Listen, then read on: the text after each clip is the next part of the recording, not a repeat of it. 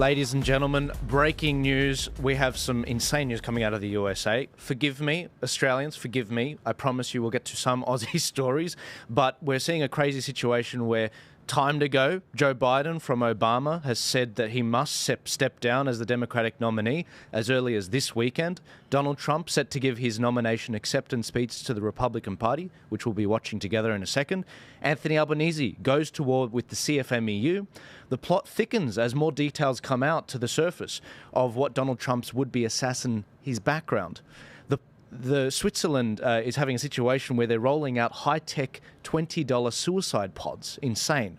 The head of the Secret Service remains completely unrepentant after the monumental security failure they've had. Who was shorting Truth Social stocks the day before the Trump shooting? Trump selects DJ Vance as his new vice presidential running mate. Who is he? Joe Biden comes down with COVID. Is his resignation imminent? Kevin Rudd, as ambassador, finally comes to terms with having to work with Trump. How close do we just come to a war with Iran?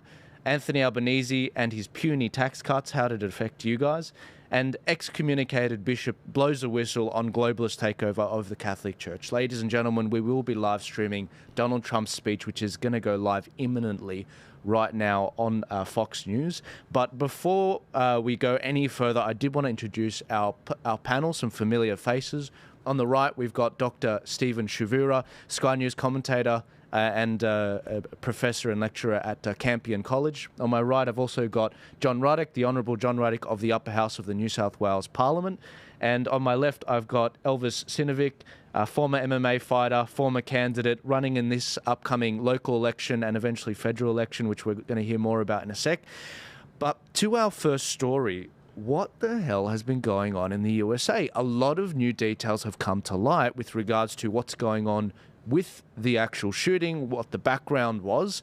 We've found out from Dan Bongino and from other sources within the government that the Secret Service have basically been put pressure on to suppress the details of the shooting and to make any excuse about it. We've got they've basically passed the buck off to the local county police sheriff.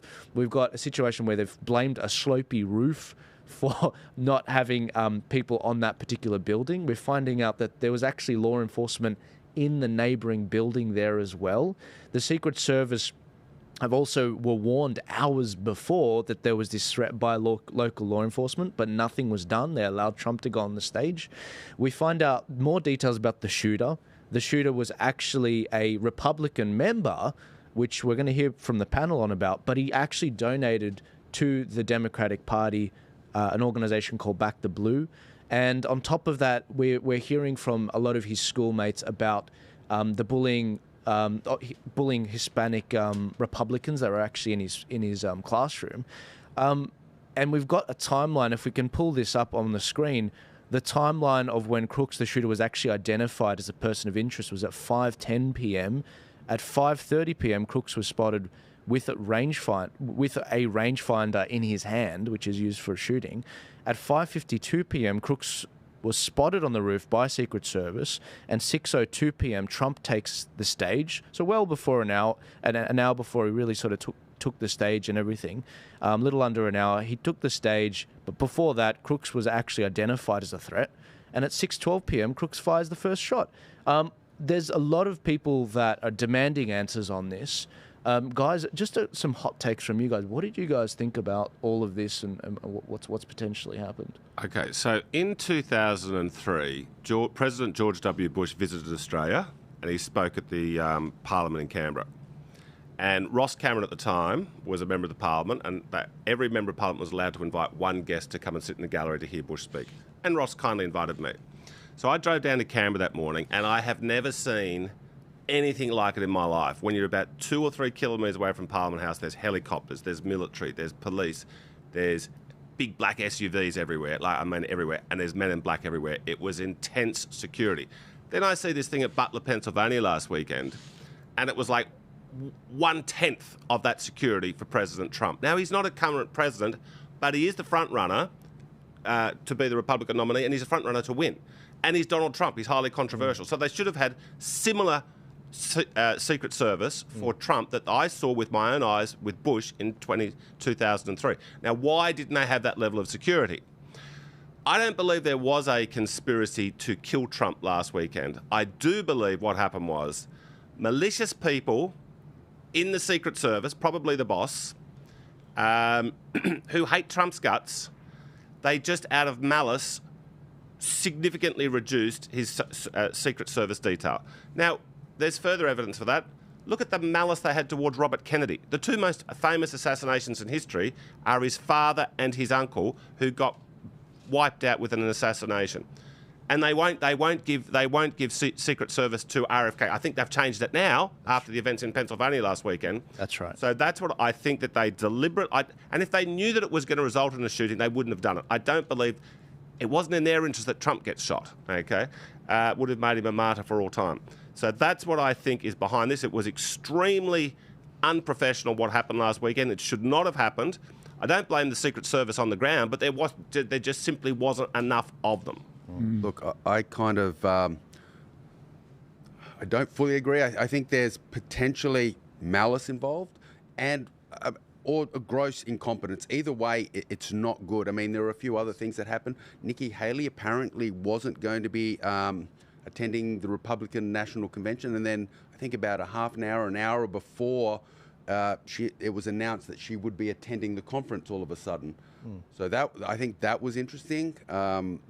And obviously all the things going wrong with the Secret Service, their communication with the police, having the ladder there, the rangefinder, it's either mass gross incompetence. Yeah, that's what it is. Or there's malicious intent, whether it was they planned it or whether they allowed it to happen by not having this sufficient security and protocols in place to prevent this sort of thing. Yeah, Stephen. Well, I mean, I probably agree with John, but I don't think it's not a question of whether it was malicious or whether it was planned or whether it was just incompetence. It was both, and we need to draw a distinction between Trump's assassination being something that was intended and Trump's assassination being something that was planned. I think with the evidence that we've got, we can definitely say that it was intended, but we can't quite yet say that it was planned. Now, what do I mean when I say it was intended?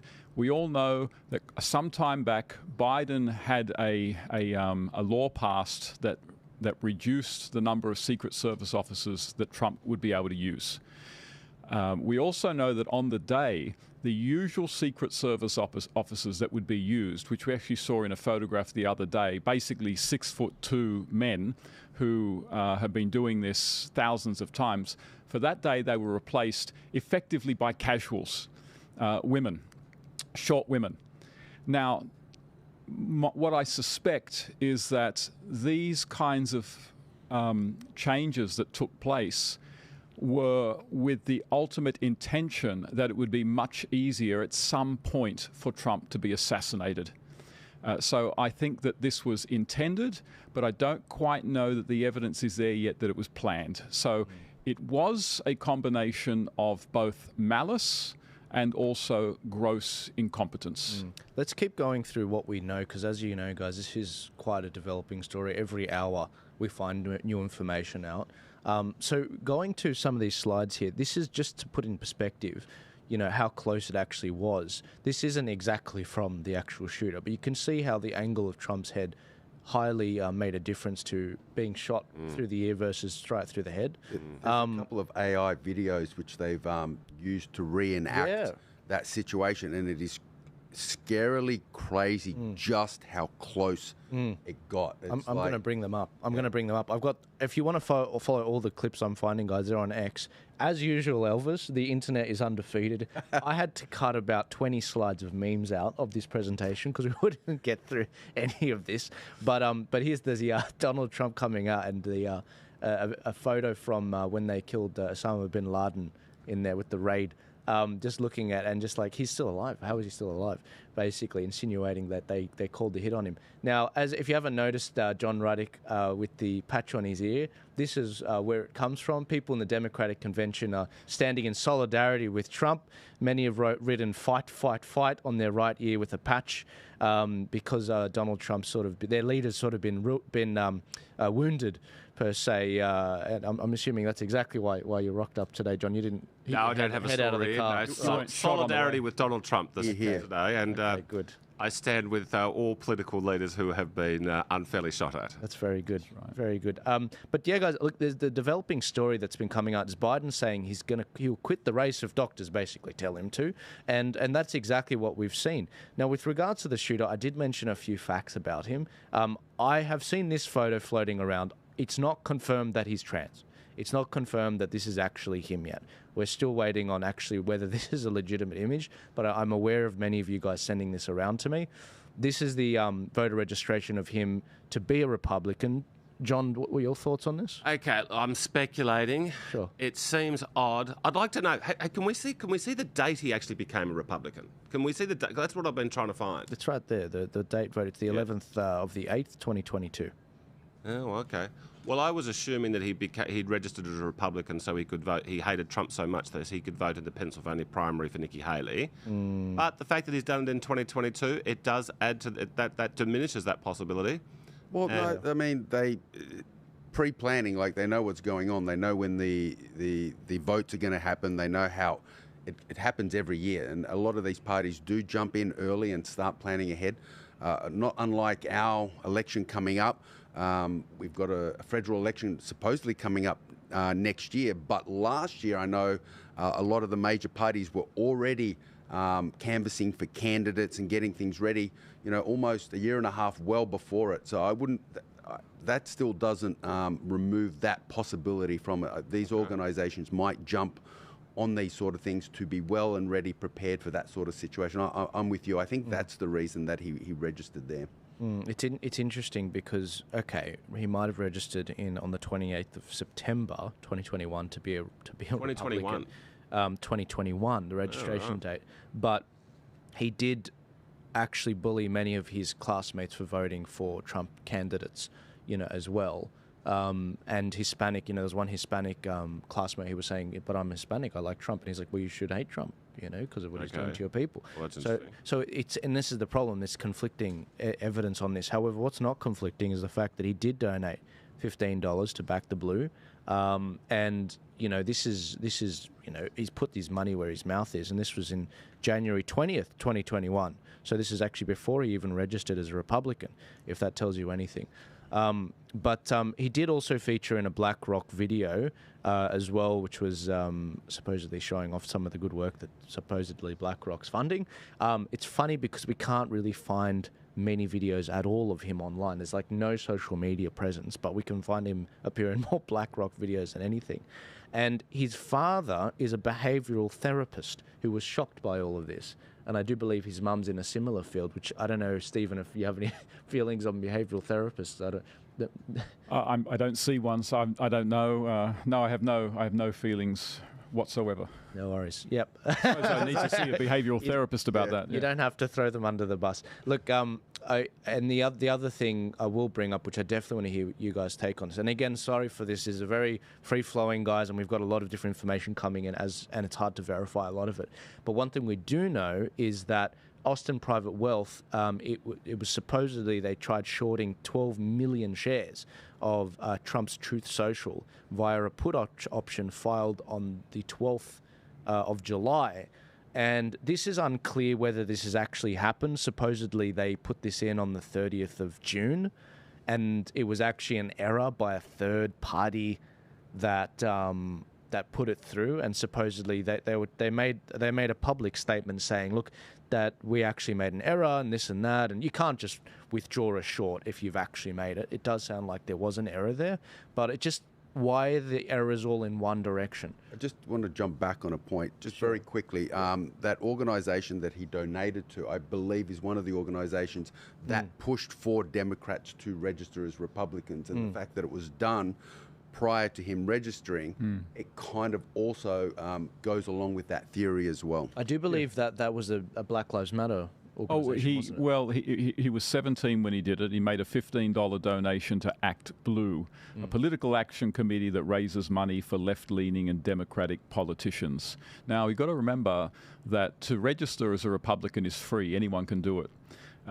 So you've got to ask yourself, which of these actions would more likely represent sort of the true nature of this guy, the one that's just free to do, or the one that actually cost him some money? And it seems to me that the one that actually cost him some money would be the one that would probably be more reflective of where his views were. Yeah, that makes sense. Yeah. So guys, it's a developing story on that. It sounds like that particular shorting of the stock was actually unexplained, but I was reminded of the fact that when 9/11 happened, the United Airlines also had a mysterious shorting of their stock right before 9/11 attack actually happened, and there was no answer provided, decades after. So a lot of Democrats have been coming out and making the point, this is terrible, violence is never the answer. Obama, Biden, everyone on the news talking about it. But look at this, guys. Democrats look to strip Secret Service protection from Trump if he's convicted. This is on the 20th of April. Yeah. This is who we're dealing with here. Yeah. Another story. And this person commented, that's one hell of a community to know. A Democrat, there's no room in America's democracy for political violence. I'm grateful for law enforcement's fast response. I'm glad the former president is safe. And my thoughts and prayers go out to everyone involved. The readers on X, on Twitter, have said Bernie Thompson proposed legislation that would have authorized the removal of the Secret Service protection from former presidents upon sentencing following conviction for a federal or state offence that is punishable for a term of imprisonment of at least 1 year. I mean, well, look. This is a tweet. I'm very glad it has surfaced. This is reflective of what a lot of Democrats feel. Their derangement against Trump is so intense that they just thought, yes, let's decline his Secret Service. Now, I just think it was basically out of malice. If they knew in advance it would result in where we are, they would have said, oh, look, we shouldn't do that. That would be silly. But they just can't help themselves. They're driven by emotion. It's an evil emotion. They're just obsessed with this guy, Donald Trump. And but look, on the put options, okay, I agree it's interesting and it needs to be looked at. My hunch is it's a coincidence, if it's true, and it probably is true. It's an odd coincidence, so it needs to be looked into. I mean, the alternative is that somebody on Wall Street, if it wasn't a coincidence, it means that somebody on Wall Street took a massive punt that the Trump social stock price was going to collapse on Monday. Okay, now if Trump had died, would have. I mean, Truth Social has gone through the roof. It's up about 30% because he survived. If he had died, it might have helped Truth Social as well. But the thing that makes me think I think it's 90% sure it's a coincidence. The thing that says 10% it's not is it was a very big put option buy. Yeah. It wasn't insignificant, it was huge. Yeah. So they hadn't previously done anything of that magnitude. I agree. So, look, there's going to be a major inquiry into this, what we would call a Royal Commission. Like, something big like this, there has to be. So hopefully that'll be something that they look into. And that actually just creates more of a, I mean, I don't want to sound sort of alarmist here, but that does actually create more of a motive for people to do away with Trump, because they know that if he becomes president, one of the first things he's going to do is launch an inquiry into how this assassination managed to actually take place, how this assassination attempt actually managed to take place.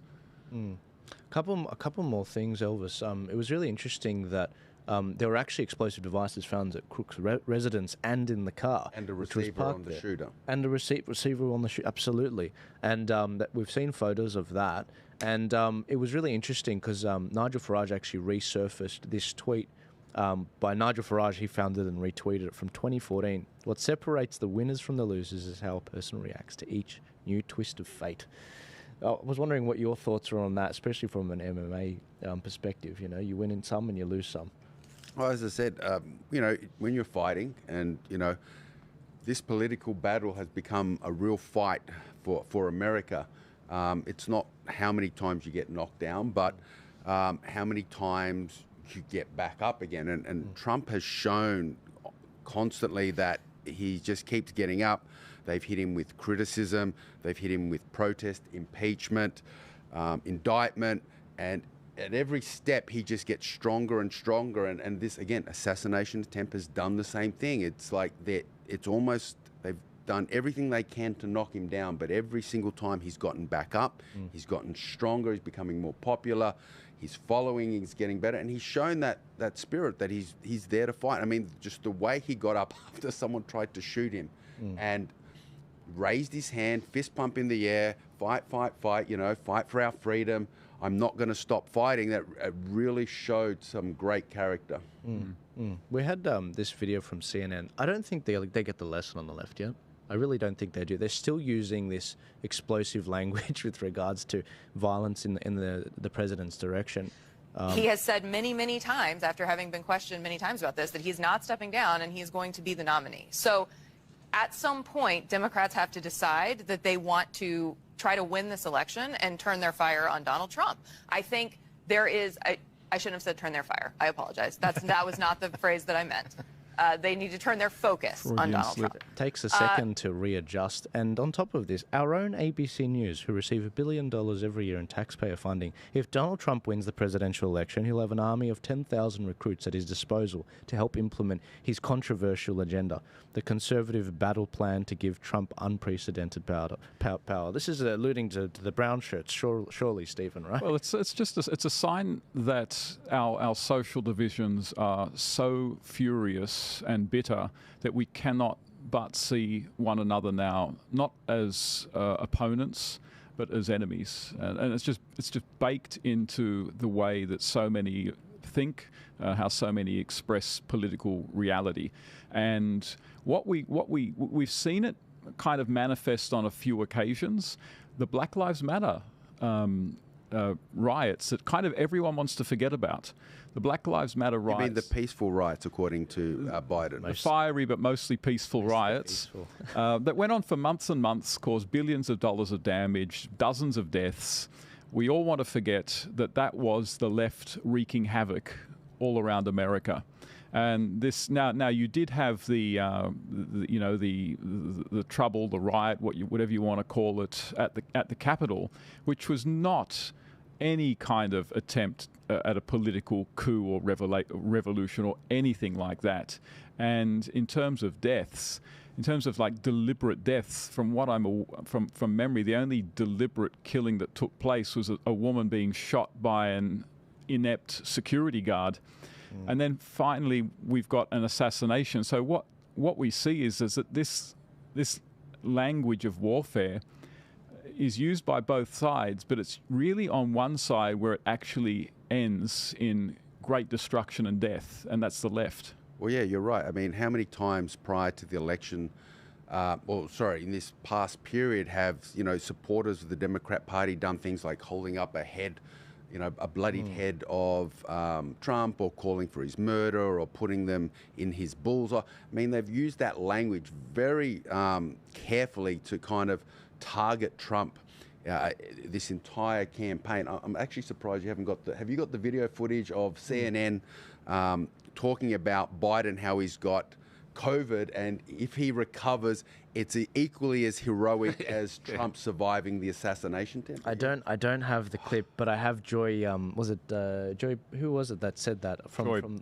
Joy Behar, who actually said that. And that's like, what are they doing? They're trying to equate the glory of Trump shooting and surviving. And so look, so Joy must have gotten the actual paycheck in the mail, but I don't think other Democrat pundits have. I mean, people like what's his name, Van Jones. If we look at this particular video, Van Jones clearly hasn't received the check, and he probably knew what was going on with regards to Biden. This is what he had to say. A bullet couldn't stop Trump.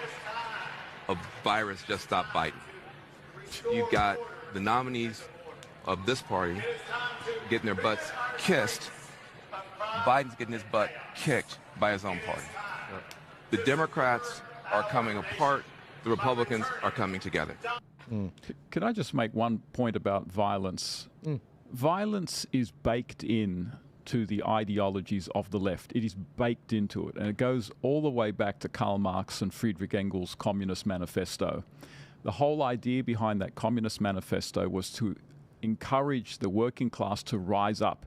And the last couple of sentences of the manifesto are something like this, like, we communists disdain to conceal what our plans are. We openly say that the only way that we can achieve our goals is through the forcible overthrow of the existing means of production. The forcible overthrow, it's violence. And that is just baked into the left. So it's hardly surprising that the left is far more prone to engage in violence than conservatives nowadays. But not even when they lose, when they win. Even after the recent French elections, when the left and the socialists got power, how did the left celebrate in France? By ripping the place up, by destroying the place. But it's the media that portrays the right as the violent side of the political sphere. It's crazy. You see, like, as you mentioned, it's in as part of their culture.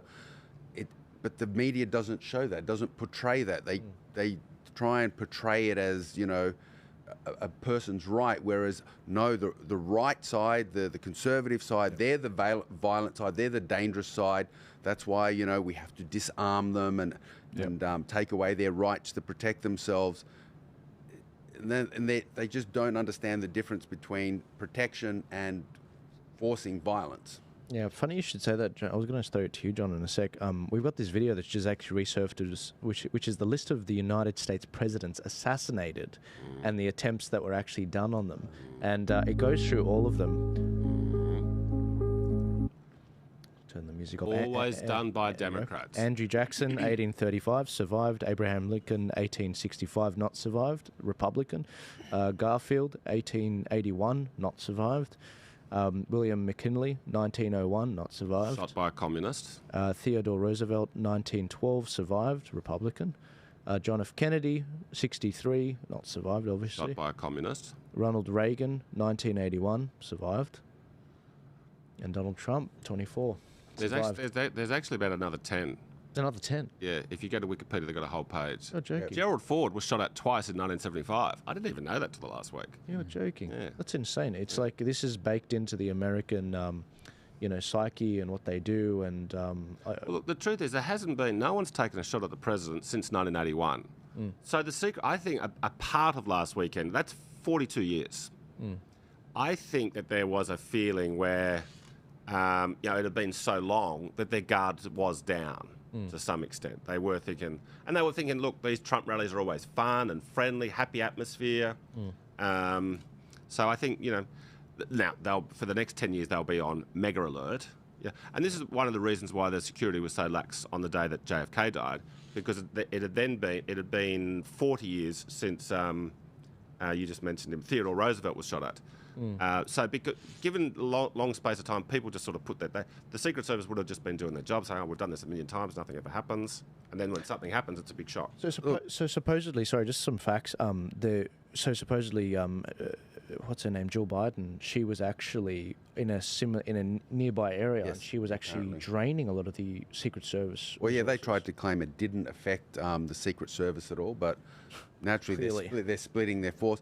But on your point, John, yes, I understand your point about being lax. There hadn't been a legitimate assassination attempt in that time.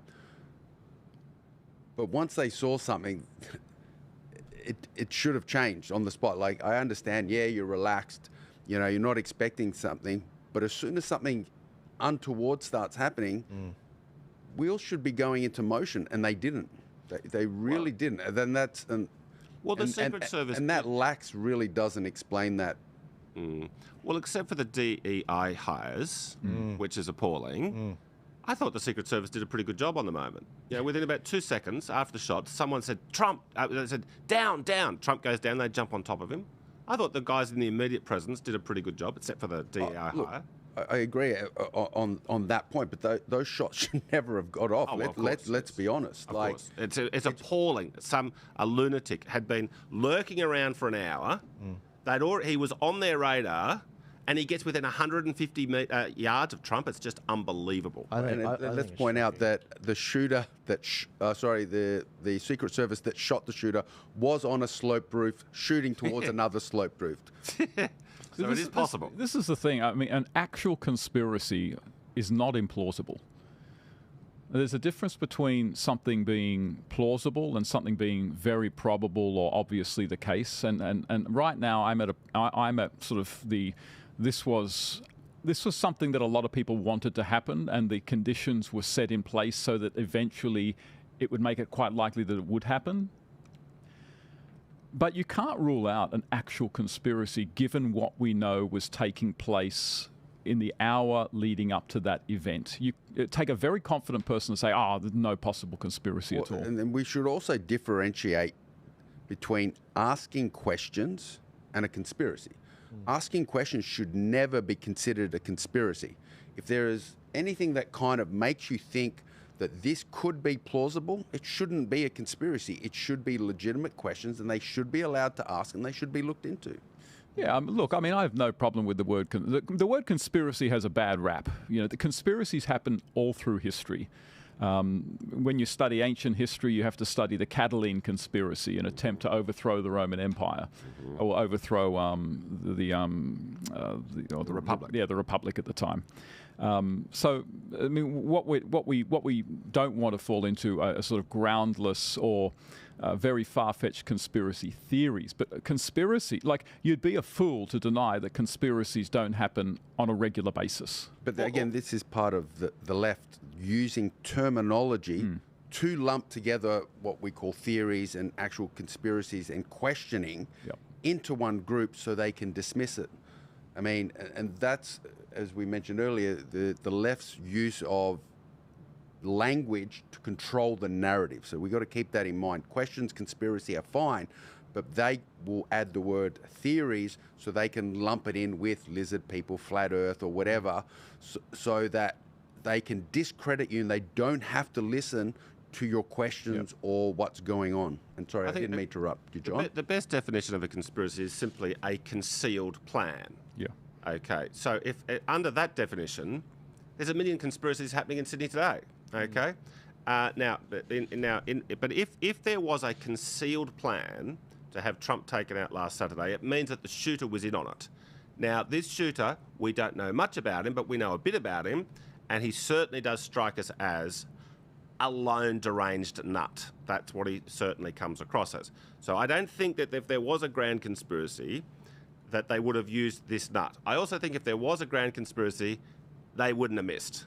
Okay, so I think that there was, as Stephen was sort of indicating, look, we've seen the Democrats try to propose legislation to deprive Trump of any social security. We know what was in their heart. If there was a conspiracy, it was a soft conspiracy in that they reduced his Secret Service to a significant extent, and there was only one hope, there was only one motive they had for that, which was to sort of encourage a nut to go and do it. I'm going to disagree on one point you made there, John. I mean, that was very well elucidated. I don't think the shooter had to be in on it for a conspiracy. Okay. He could have been manipulated. You can have a third party, and it's been shown many times in history where they've done that. They manipulate someone to act in a certain way, whether it's used through psychology, through drugs, through repetition, to think a certain way, to act in a certain way, and then allow it to happen. That doesn't mean he was in or aware how they were using him, but he still could be used, and it would be a legitimate conspiracy. One of the things people have been talking about more recently today is this story about there being someone on the water tower. If you guys haven't seen anything about that. I have. I've got a couple of... Yeah, but I can't see any videos of it. I can't see anybody pointing to the water tower. Now, prior to the shooting, there's plenty of videos of people saying, he's got a gun, he's on the roof, what are you doing? Very good people. Now, they were putting themselves at risk because the shooter could have turned around and shot them for warning the cops. So they were heroic people. But there is, from what I can see, I'm open to it. This thing about the water tower, it sounds like the grassy knoll to me. What's going to happen is there will already be people out there writing books about this. There's going to be a new cottage industry, and people are going to write books, but it's probably going to be 10 books written, and 2 or 3 of them are going to make the authors millionaires. That's what's going to happen. Just a quick one on that water tower. It wasn't that someone was seen on the tower. That's how it's come about. It's looking at footage of the bullets that missed Trump. There were some that apparently hit the railing and some of the people in the stand. And by looking at the angle of those shots, they've suggested, again, it's a theory, it's not definite, that there possibly could have been a second shooter on the water tower. So that's where that idea has come from, that questioning. Not because anyone saw him, not because there was something there, but looking at the footage, there's some footage on X and I'm sure a few other platforms. I've got some of it here. Which actually shows the bullets hitting the balustrade, and they use that to say it had to come from a particular angle. And if you want to really see something that's said, take a look at what happened. All right. So supposedly that's a black figure there on the tower when this happened, and it's all going down. And they actually took this from Milk Bar TV's one. Wow. So the guy that did all the different angles, which I'll bring up. He's great. And supposedly that on one of those, that was where they found that. I'm trying to find the full, but everyone's been like, hang on, what the hell is going on with all this? I'm trying to find exactly where I found this, and it's not completely implausible. I mean, I was looking at the actual angle of the water tower and where Trump was gesturing. See, Trump's there, he's facing the crowd, and he's gesturing at this particular screen, and the water tower is well above the screen up there. And I thought, look, well, if he's turning right, it is possible that the ear, where his ear was, it actually did go through it like that. But again, look, maybe it was another Secret Service person. Maybe even that Secret Service was the one that killed Thomas Crooks. We don't know. This is a cry for more information, and every day we're getting... no one knew there was someone on the tower. That really only came out in public knowledge really now. It's come to the surface. But that, who knows? It may have been one of the good guys. It may not have been. I don't know. Again, it just raises more questions, and this is why it needs to be looked in. In terms of Crooks' motives, it's hard to believe that if the media didn't have some strong evidence that he was doing this from a right-wing motive, that they wouldn't have come out and said that very, very strongly with plenty of evidence right from the beginning. That is, if there was good reason to think he was obviously doing it from a right-wing motive, the media would have been all over that straight away. The fact that they just haven't really offered that much on that particular issue suggests to me that there isn't that much or any evidence that he was doing this from a right-wing motive, and all the good evidence that we have suggests he was doing it from a left-wing motive, and so the media don't want to talk about it. Yeah, look, guys, we can speculate till the cows come home. I think in a week we're going to have a lot more information about the shooting and what happened with all this. The Secret Service, this whole cover-up, supposedly Biden's administration have actually pressured the head of Secret Service to be like, shut this down, suppress this, which is why many of these people, many of them are going to Dan Bongino, who used to be in the Secret Service, and he is really annoyed with some of these people saying, why don't you go on record? Why don't you put your name on the line? This is worth it. I mean, everyone in Congress wants the Secret Service to be secure because they all think they're going to be the president one day. The idea that they're not going to work to actually get some improvements and their version of a royal commission into this, an inquiry, is asinine.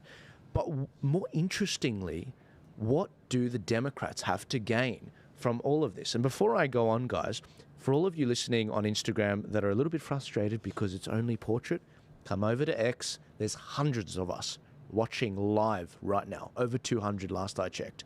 Go on to X, go right now, go to Twitter, click the link in my bio, go over there. You're being censored on these other pages. And last time I did a live stream, we reached 2,000 people on my only 5,000 follower Twitter account. So go onto X. We're not being censored there. Retweet it if you're listening on Twitter. Now, to the breaking news that I started the show with before, guys. Joe Biden, the story has come out that he could resign as soon as this weekend. This isn't from Joel Jammal. This is actually from Newsmax, and this is exactly what was actually said on Newsmax, where Carl, according to multiple Democratic sources, this is happening all of a sudden. Everyone said it would happen gradually and then all at once, and that's what's happening. According to my sources, President Biden has agreed to step down as the Democratic nominee. Oh, man. It will happen as early as this weekend. A speech has been drafted for him. He will continue on as president, is his intention. He also will not, I'm told, endorse Vice President Harris as his successor. They're hoping that he will endorse an open process in which the convention will be open to Vice President Harris and a few other candidates in Chicago to pick the Democratic nominee for president. The belief is that Vice President Harris is already looking at potential running mates to go to Chicago with a full ticket, including one possibility, Andy Beshear, the governor of Kentucky, and perhaps the governor of Pennsylvania, Governor Shapiro. Other possible candidates who are being talked about include Gavin Newsom, the governor of California, perhaps Gretchen Whitmer, and again, the vice president running. On the first ballot, the regular delegates would be allowed to vote under this agreement that's being talked about amongst the president and high-level Democratic officials. The regular delegates would vote on the first ballot. If there is no winner on the first ballot, the so-called superdelegates would be allowed to vote on the subsequent ballot. This decision was reached, I'm told, all of a sudden because of the high-level pressure from Nancy Pelosi, Barack Obama, and others, and as well as the decision of many of President Biden's top aides that there was no path forward for him, that he would not be able to win this election, win the general election. And therefore, he's stepping in. John, can you explain your not only your take, but this whole superdelegates thing, which I think the audience would appreciate? So that clip we just saw was on Newsmax. Newsmax is to the right of Fox News in America. Now, why would they have this big breaking news? Well, I'll tell you why. The speaker was Mark Halperin. Mark Halperin used to be a really big deal at the Washington Post, which is very much part of the liberal establishment. And he got Me Too'd out of the Washington Post, so he's ended up on Newsmax. So the point of that story is to say, what he says is, I think we can probably bank it. It's probably factual. That means Biden's gone this weekend. Now, he might have a change of mind because, Joe and Hunter and Jill might change their mind. But it's looking... Look, when I went to bed last night, to put the favourite to be to put $1 on Joe Biden to be the Democratic nominee paid about $1.35. I wake up this morning, $1 on Joe Biden to be the Democratic nominee now pays $8. So that basically tells you it's over and out for Joe Biden. Now, Joel asked about what the superdelegates are. So in about a month, 3 weeks, we have the Democratic National Convention. Yeah. 19th to the 22nd of August, which we'll be covering. So the viewers will remember we had the primaries earlier this year. Now, they weren't very dramatic primaries because there was Joe Biden and just two other candidates. They didn't want RFK to run because he might have won, but they didn't have any debates. But Joe Biden officially won the primaries, and all those, what those primaries actually really are is they are an election in every state, in the Democratic Party in every state, to say who are our delegates to go to the National Convention, and they all voted for pro-Biden people to go to the convention. Okay. Now, but the superdelegates are people who aren't elected to the convention. They are people who get a free pass there. People like governors, former presidents, sitting senators. I think there's a large number of them. I think it's about sort of 700 out of about 4,000 delegates. Now, what they have said is, because they want to pretend that it's a democratic process for whoever the candidate is that they end up with, which I think good chance will be Michelle Obama. No one agrees with me, but we'll see. So the superdelegates, it's not really democratic that they have a vote. And Mark Halperin's sounded like a very well-sourced leak, was saying that they won't be voting in the first round, but they will be voting in the second round. And I believe the superdelegates are basically controlled by Barack Obama, and I believe that they will, at the end of it all looks like chaos right now, and it may well be chaos. But if it is a concealed plan, as we were talking earlier, I believe they'll end up with Michelle Obama. This brings up two things. One, I mean, if Biden won't endorse Harris, that's right. I think it just shows that she's a DEI pick. Just had to put that in. Yes. The question I had, which hopefully you're familiar with, is they mentioned that they have a ballot. So does that mean they can only vote for the candidates on the ballot? So would that mean we would know in advance who's on the ballot? Because I'm with you. I think Michelle is probably their best option moving forward. But does she have to be on a ballot? And if she's on that ballot, would we know about it?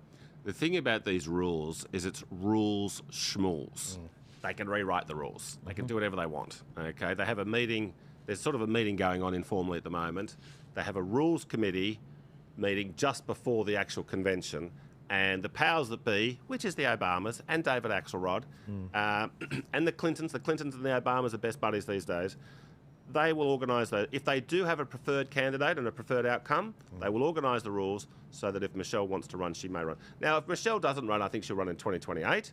I think she's going to be making a calculation, what's our best bet. Look,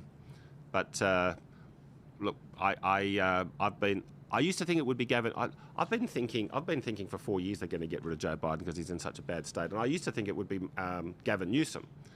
But about a year ago, I came to the view. I said, look, if they get rid of Joe, then Kamala's going to want to step up, and she's a black female. So how are they going to bump her off for Gavin Newsom? That's when I thought, okay, maybe they'll go Michelle. So I looked into her life story. Yeah.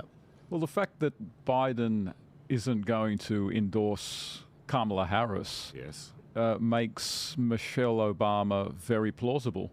I mean, what does he have to lose by simply endorsing the vice president? Nothing really. So why wouldn't he do it? Maybe because there's another plan cooking. He might, yeah. And obviously he's very close to Barack, and so it may make a lot of sense that in actual fact the plan is that Michelle's going to come in. The last polls I was looking at this morning showed that out of Kamala Harris and Michelle Obama has a better chance of beating Trump. And if, look, at the end of the day, they will pick whoever they think has the best chance of beating Trump. That's it. Yep.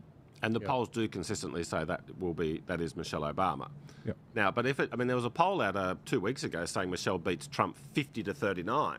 But that poll today that you mentioned showed Michelle's in the best position, but I think she's still only level with Trump. Yeah. So she's just there's not much polling on Michelle. Yeah. If it's 50-50, the polling, I don't think Michelle will jump in. Barack's going to say to her, look, Michelle, if you run and lose, Trump's going to be able to walk around saying, I beat the Clintons and I've now beaten the Obamas. Yeah. So I think Michelle will run if it's looking likely that she'll win. Yeah. Can I just quickly say, in the time that we've been talking since I said everyone go to X, it's doubled. There's 400 people on X now. Right. Guys, if you're on the other platforms, come to X. There's 1,000 of you on the other platforms watching live right now.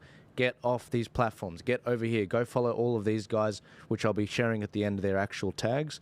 We need to get you onto X, off these platforms, onto my Rumble as well, so that we can't be actually censored. But I just want to say a huge thank you to you. What we're waiting for right now is I've got an eye right now. If we can bring up just the image, we're listening to, I'm watching all of these dancers in Milwaukee, just basically this whole time waiting for Trump to come out. In America right now, it's roughly about 8:30, 9 o'clock now. We're getting late into the night.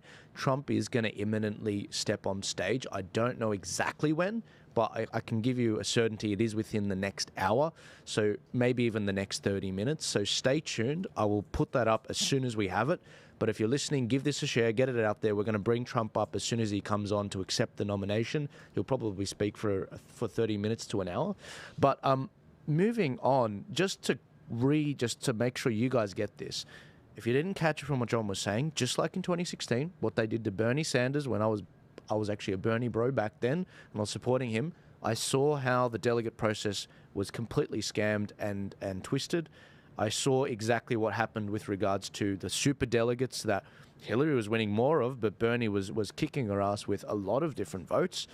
And it wasn't proportionate. Bernie won something like 16 million votes in the primary, and Hillary won 21 million, but there was all these skewing of the debates, with the questions being leaked out to Hillary Clinton from Debbie Wasserman Schultz, the chair of the Democratic Party at the time. I remember all this stuff, case in point, because I was backing Bernie at the time. I was a really? I was a Democratic there's socialist. A confession, viewers. Many. You look, some of the viewers will be like, "Oh, you're saying it again," but no. Look, I was a Democratic socialist. I was actually better. I was a big fan of the Black Lives Matter before it became popular. All the priests. But this is the thing: 10% of Bernie Sanders voters ended up voting Trump because there is an element anti-establishment, authenticity. This is before Bernie got his third house once he sold out to Hillary, and he stopped criticizing the millionaires and billionaires. He just said the billionaires because he became a millionaire. But yeah, look, I follow the same path of Tim Pool and someone that Dr. Shaviri you've been following for a while now, and there's a sense of it's not about left and right, it's about establishment and anti-establishment, and I think that's why people get annoyed when they see people like Nikki Haley tying themselves to Trump, because there's a sense of inauthentic smiles and a policy. And now she's speaking at the convention. As Elvis said before, in an hour she was talking. But going back to what we were talking about with regards to the presidential nominee, we've got to give credit where it's due. And Vivek Ramaswamy actually nipped it in the bud in this particular debate clip months ago. To be your nominee. We know. Sorry, give me a sec, guys. I also want to close with one message to the Democrat Party. End this farce that Joe Biden is going to be your nominee. We know he's not even the president of the United States. He's a puppet for the managerial class. So have the guts to step up and be honest about who you're actually going to put up so we can have an honest debate. Biden should step aside, end his candidacy now, so we can see whether it's Newsom or Michelle Obama or whoever else. All right, just Mr. tell us the truth so we can have an honest debate. Wow. And there were clearly signs. I mean, we know that they didn't commit to a vice presidential debate because they said it wouldn't be fair. We don't know who's the vice president yet. Nominations haven't concluded. And it's like they were always intending on doing this, but they were keeping their options open until the very day Trump accepts the nomination, which is right now. I mean, I guess, do we know they were always intending on doing this? I mean, let me put out a counterfactual. Let's say Biden wound up doing quite well in the last debate. Would we be having this conversation? No, I reckon that was an audition. Yes, I think you're right. So it was always on the table. Look, I think what the best case scenario for the Democrats would have been that they could run Biden again. He went for the debate, and as you say, that was the audition. He flunked, and so it's plan B. So I guess, it's always been on the table that they would do this. Yeah, absolutely. Yeah, and I agree with you on that. I don't think it was definite was going to happen, but that debate really cemented their position. They obviously had two choices, and they needed, that's why they called that debate earlier, because they needed to make the decision early enough. And that's why suddenly the left-leaning media and CNN started calling for the change, when previously, when he did things like that, they dismissed it and called it manipulation and conspiracy theory. But now all of a sudden their tack changed entirely. So I agree with you. It was on the table, but it wasn't definite until they had that debate. But, I mean, this is the thing, though. How plausible is Michelle Obama as a candidate? I mean, surely a lot of Americans are just going to say, why Michelle Obama, other than you think she can win an election? Okay, so when I looked into Michelle Obama about a year ago, and I typed into Google Michelle Obama 2024, and I came across this film that a guy in California had made called Joel Gilbert, and he made this film called Michelle Obama 2024. I watched it twice, and I thought, okay, this is extremely well researched, and what the thesis of it is Michelle has written 2 autobiographies. Okay, these egomaniacs can't help themselves, like a husband. Now, but then Joel Gilbert went down to her hometown of Chicago and spoke to her mother, her school friends, her school teachers, her ballet teachers. He really did a deep dive and found out a very different story to what Michelle had told us in her biographies.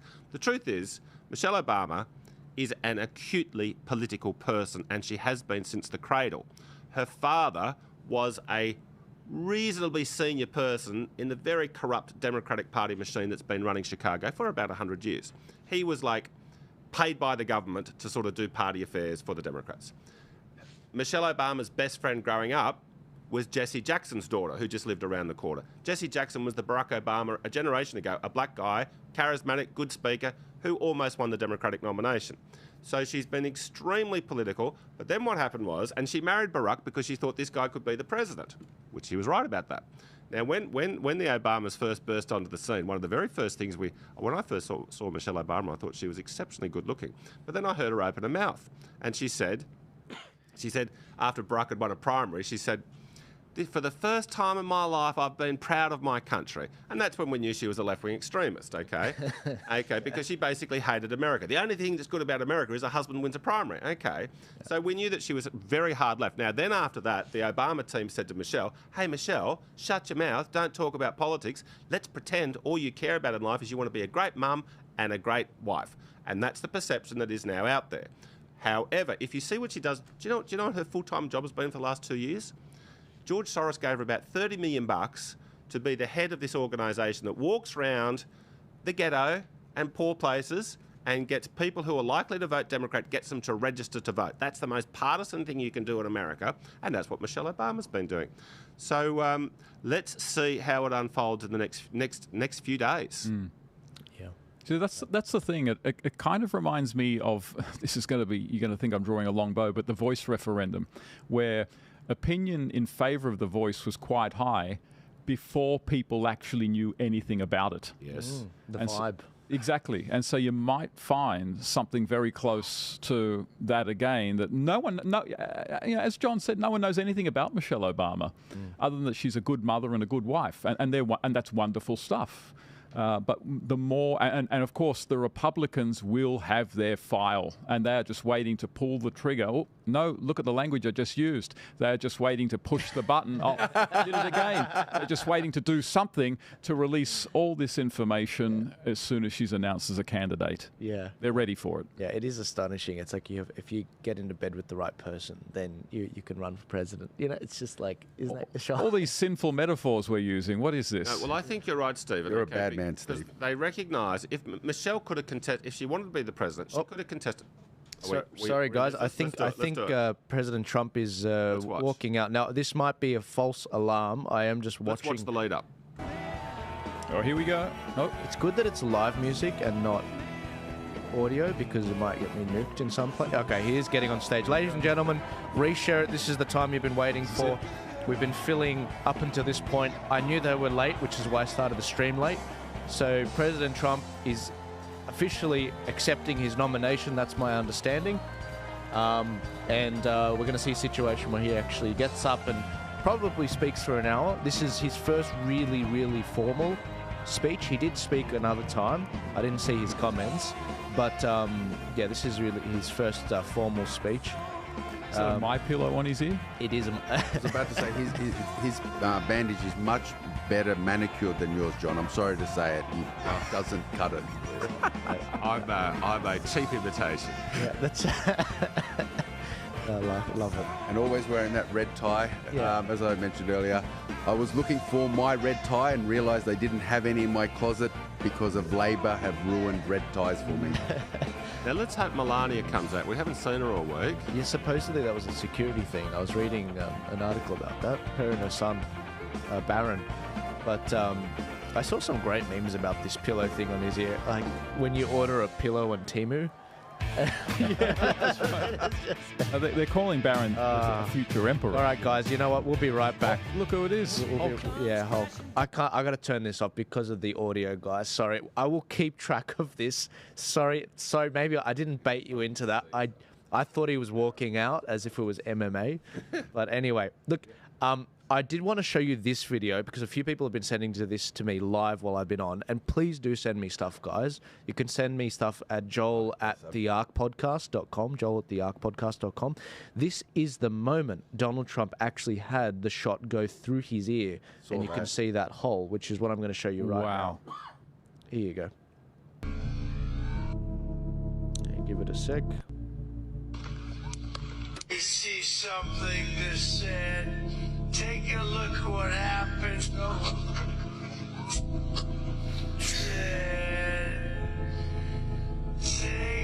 a look what happened. Chécate ahí. There it goes. Over. Boom. Shocking. For those of you that were saying, oh, it's fake and this and that, there you go. There's another angle. And here's a great meme from Netflix. See, this is the thing. The internet is undefeated. You can't beat it. I got so much of this stuff. So I've seen a meme with a lefty wearing a mask from the COVID era saying, "What's the point of a face bandage?" Honestly, I've just got too much. I've got too much stuff on my feed. It's nuts. If you want to see this random stuff, I don't leave comments. I just repost on my Twitter. I'm still getting the hang of it. But yeah, guys, the amount of information that's there is nuts. I did want to go back to I'm filling a little bit more, guys, but some of you haven't heard about this. I did want to go back a step to the diversity, equity, and inclusion topic. Microsoft actually laid off a DEI team, and its lead wrote an internal email blasting how DEI is no longer business critical. On Sunday, I did a live stream and I played a video which actually showed that they are trying to get 30% recruitment of women into the Secret Service. I was shocked when I saw that. I was like, of all the institutions, that is not the one to be messing with. And it was really interesting, wasn't it, that when Biden's been walking around, he never has women in his Secret Service team. It's always tall, white men. Well, yeah, because reality hits hard. And we saw that just the other day. One of the women who was supposed to protect Trump came up to his neck, if that. The DEI is just a weird kind of groupthink that has taken over the last especially 20 years, and it's grounded in the idea, which is completely false, that there are, particularly when it comes to female appointments, that there are no essential differences between men and women.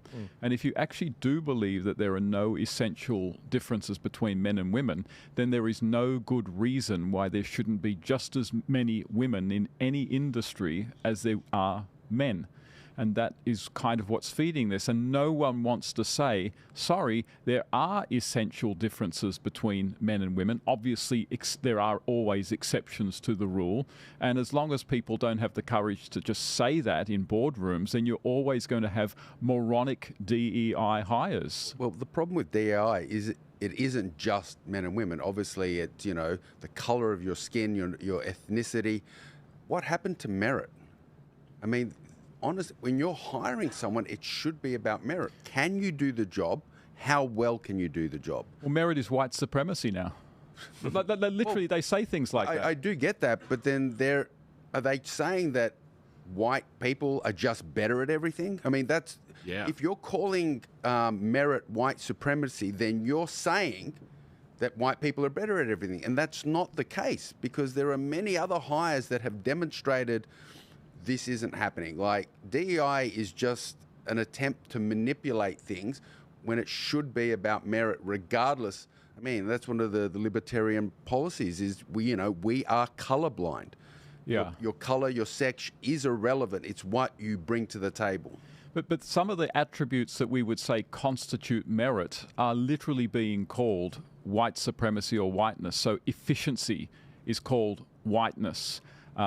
Punctuality and hard work. They are literally called by critical race theories whiteness. And so there is this sense that the whole idea of hiring people grounded on merit, if you really peer beneath it, say the crazy critical race theorists. All right, Stephen, I need you to weigh in on this. So we were talking about colonialism and how it's all white supremacy and competency is white supremacy. So a while ago, I remember Tim Pool talking about how someone was seriously trying to make the argument that time is colonial and colonial thinking. Yep. Now, I Googled that and my university just came out with something. If you pull this screen up, Rami, the University of Technology, Sydney, which I went to, challenging colonial concepts of time. I haven't read this. So you're getting this. Look, I mean, and the picture as well. That does not help. Okay, hang on. Our understanding of ourselves is woven together with threads of time, concepts deeply entangled with power, culture, and identity. Time is not a neutral concept. Historically, time has acted as a tool of oppression and marginalization. Colonial notions of civilization were linked inescapably to the prudent use of time. So, on one hand, time is an objective measurement derived from observation of pneumonia. The other is a cultural artifact wielded to dehumanize Indigenous peoples. Their societies have been depicted as timeless and therefore inferior. Stephen, there's a lot to unpack there, but let me just say, and you're going to be surprised to hear this, sure. There is some truth in the idea that how we think about time is very cultural, and this is one of the reasons that many Indigenous Australian communities have not been able to integrate into mainstream Australian culture, because we have a particular attitude towards time that is quite regimented and punitive. You turn up at 9 a.m., you leave at 5 p.m., or you lose your job. That is a very I'd say it's a very Anglo-Protestant approach to time. It's regimented, it's punitive, it's precise. Indigenous culture has no such relationship with time at all. Things are not regimented, they are not punitive, and that is why it's often the case that they have trouble with school, they have trouble with work, because our whole economy is based on a particular attitude to time. I think it's more that they have a different attitude to time. I think when you look at those cultures, it's more based around sunrise, sunset, and obviously that changes through the year. So that's why those more precise ideas of time can be difficult for them, because they kind of go more off nature's concept of time. Totally. Sorry, John. Yeah, no, look, I think interesting comments. Yeah, I mean, it would be. I mean, Stephen, you're the professional historian. When did Europe adopt sort of a 24-hour day to measure our time? The short answer is I have no idea. Right. It is interesting though. Wednesday. It is interesting though, wasn't it? It used to be considered, not PC. If you're not saying the dream time, Yeah. then it's not a PC. Then eventually it became, you can't say the dream time because that puts it in a colonial lens. It's called the dreaming. Yeah.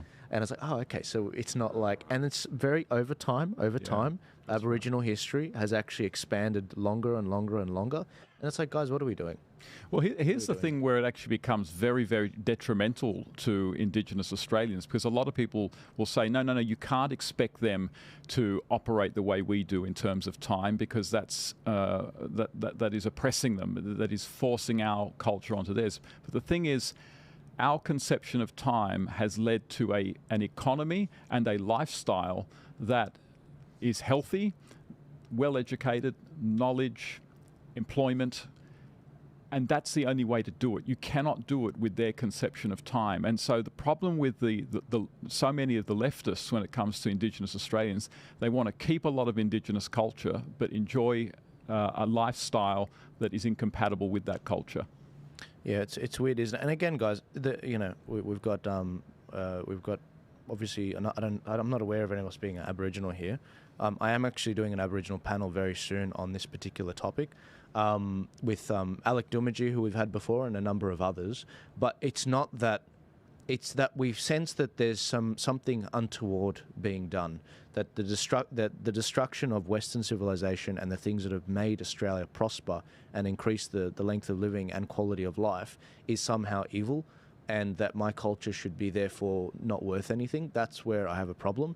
And on top of that, those people that feign these actual, they bring up these arguments, it's often not in the spirit of trying to improve the rural Aboriginals. It's actually just to elevate those that are already doing very well for themselves even better, going from the hundreds of thousands of dollars to possibly millions of dollars. That's where I have the problem. And when I see these virtue signaling things that are done, it makes me very upset, because it's like there's a lot of Aboriginal Australians, they are not on the same page, and they live rurally and they don't actually care about whether there's an acknowledgement to country. They just want to be treated with respect and equally. That's literally it. And I think one of the attacks on time as well is to discredit the value of experience and wisdom, because experience and wisdom comes with time. That's the reality. The longer we live, the more experience we have, the more wisdom we gain, which is very different to knowledge. Knowledge is important. We must build knowledge, but even knowledge increases over time, and that collection of knowledge changes due to our wisdom as we grow older, which is created through experience. And that's something that's really corroding the West right now, because how often do you ever hear people talking about wisdom? Now, what university did you last see that had in its motto wisdom? They don't. The word that people use nowadays is smart. And you're quite right. I mean, people can be very smart, very young, but it doesn't make them wise. And what we need is not just people who are smart, who can do the math so they can build bridges, but we need people who are wise. And that is something that we're increasingly lacking in the West. Yeah. And they attach smart to the word education. Like back in the day, a very common term was street smarts. These people who are smart through experience, not through structured learning. Like I still think, obviously, structured learning is important, gaining knowledge is important, but experience, wisdom, street smarts are equally important as well. Absolutely, and if you're one of the rare breed that's got both, then that's an incredible thing, and they're the kinds of people that you want in leadership. Now, and I would also just draw a distinction between institutional book smarts and self-taught book smarts, because some of the greatest sort of Labor leaders in Australian history never finished high school. They were working in mines when they were children, but they educated themselves through reading, and so they had book smarts. They knew their history. They knew some philosophy. They knew a lot of the things that you would learn at university, but they never went to university. And so one of the great myths nowadays, I shouldn't say this because I make it part of my living off the universities, is that you need a university degree to be educated. First, no university is going to educate anyone. That is something you do over the course of a lifetime. Second, all you need to have is determination and the ability to read, and you can educate yourself to a large degree. I think universities really just create a structured methodology to learning. They do help in that regard. I think because one of the things I learned when I went through university is everything I learned at university, yes, it was very important, useful, it created a lot of knowledge, but my degree really didn't help me once I got into the industry. I had to start learning from scratch. Even though I had a lot of knowledge, I was in the IT industry, had a degree in information technology. I learnt, machine code and programming and all sorts of different things. But when it came to the real life, I got my first job, I had to go back to the start learning again. And, speaking to some of my seniors and employers back in the day, they gave a very simple explanation. A degree just demonstrates that you're willing to learn. That's really the strength of it. Mate, I think you're even being a bit optimistic there, to be honest. I'm not saying back in the day. I think things have evolved and changed now. Yeah. But as you said, you don't have to go to university to be able to learn.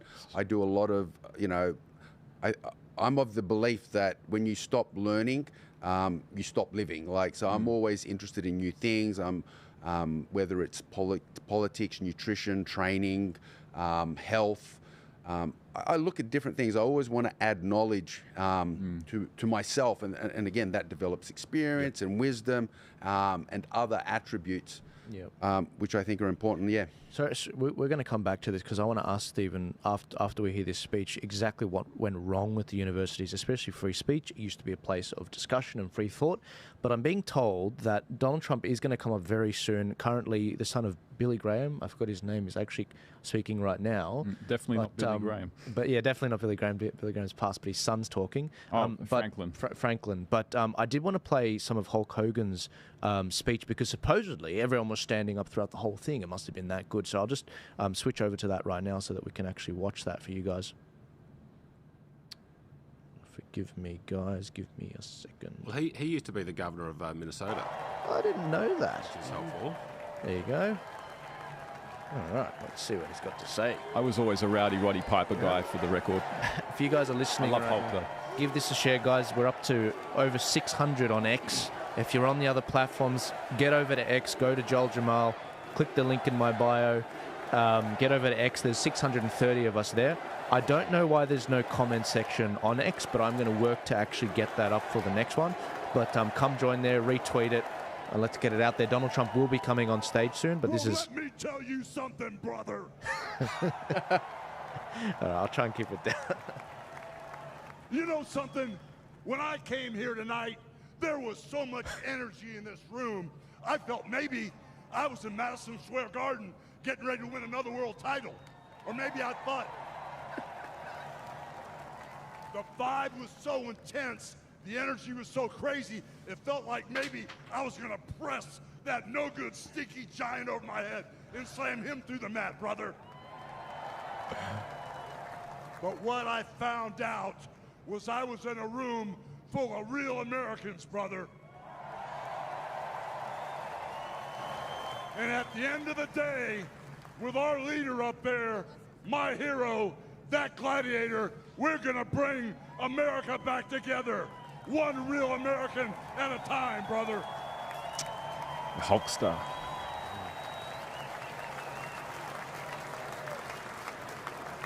You know something? I've seen some great tag teams in my time. Hulk Hogan and, ooh, yeah, the Macho Man Randy Savage. But you know something? I see the greatest tag team Stephen, if you of can my just move your life mic back. standing upon us, getting ready to straighten this country out for all the real Americans.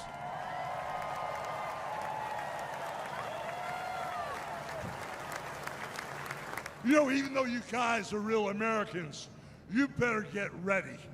Because when Donald J. Trump becomes the President of the United States, all the real Americans are going to be nicknamed Trumpites. Because all the Trumpites are going to be running wild for 4 years. So with the power of Donald J. Trump and all the Trumpites running wild, America is going to get back on track. And like Donald J. Trump said, America is going to be great again.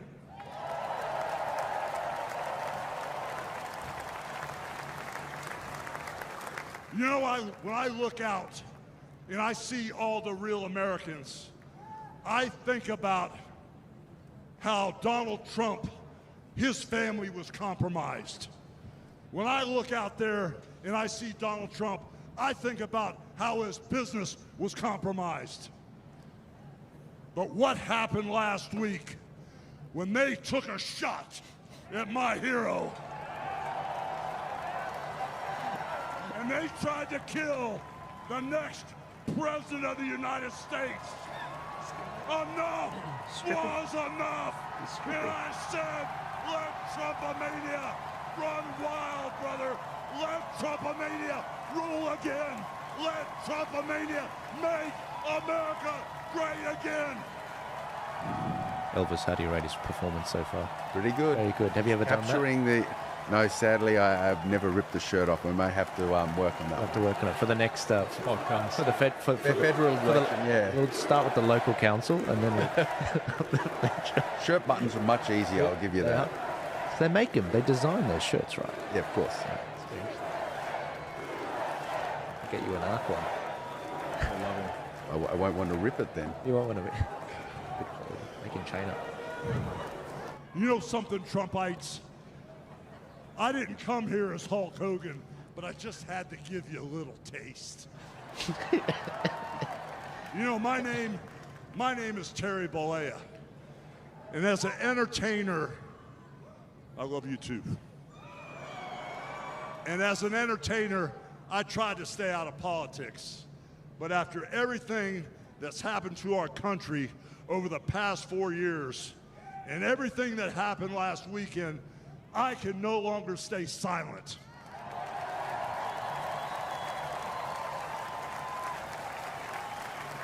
I'm here tonight because I want the world to know that Donald Trump is a real American hero. And I'm proud to support my hero as the next president of this United States. He loves it. Who wouldn't? You know, guys, I've known Donald Trump for over 35 years. You know, hold on a second, hold on. I just had a flashback. I just had a flashback, man. This is really tripping. You know, the last time I was up on stage, Donald Trump was sitting at ringside at the Trump Plaza. I was bleeding like a pig, and I won the world title right in front of Donald J. Trump. And you know something? He's gonna win in November, and we're all gonna be champions again when he wins. America's a different place. Oh, yeah. It is, man. And like I said, I've known that man for over 35 years, and he's always been the biggest patriot, and he still is. He's always told you exactly what he thought, and he still does, brother. And no matter the odds, he always finds a way to win. And when he's back in our White House, America is going to start winning again.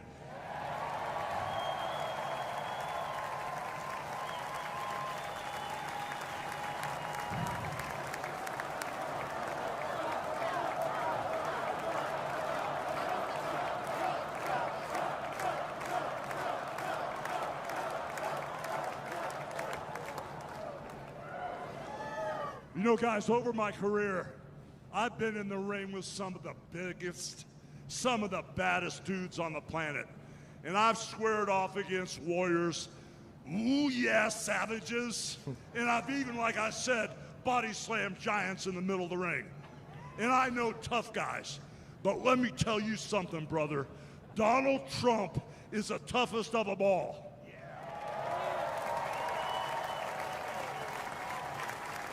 They've thrown everything at Donald Trump. All the investigations, the impeachments, the court cases, and he's still standing and kicking their butts. I think he listened to my comments. You know, we never had it better than the Trump years. Back then, we had a thriving economy. We had strong borders. We had safe streets. We had peace and respect around the world. But then we lost it all in a blink of an eye. Crime is out of control. The border is out of control. The price of food and gas and housing is out of control. And the only person who can clean this up is Donald Trump. Same thing we're seeing here. Yeah. You know, guys, I really, really love this country. And I've lived the American dream. And I want my kids, your kids, and all those little teeny Hulkamaniacs out there to live the American dream too.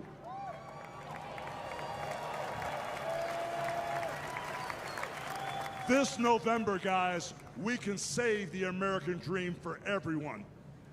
And Donald Trump is the president who will get the job done. So all you criminals, all you lowlifes, all you scumbags, all you drug dealers, and all you crooked politicians need to answer one question, brother.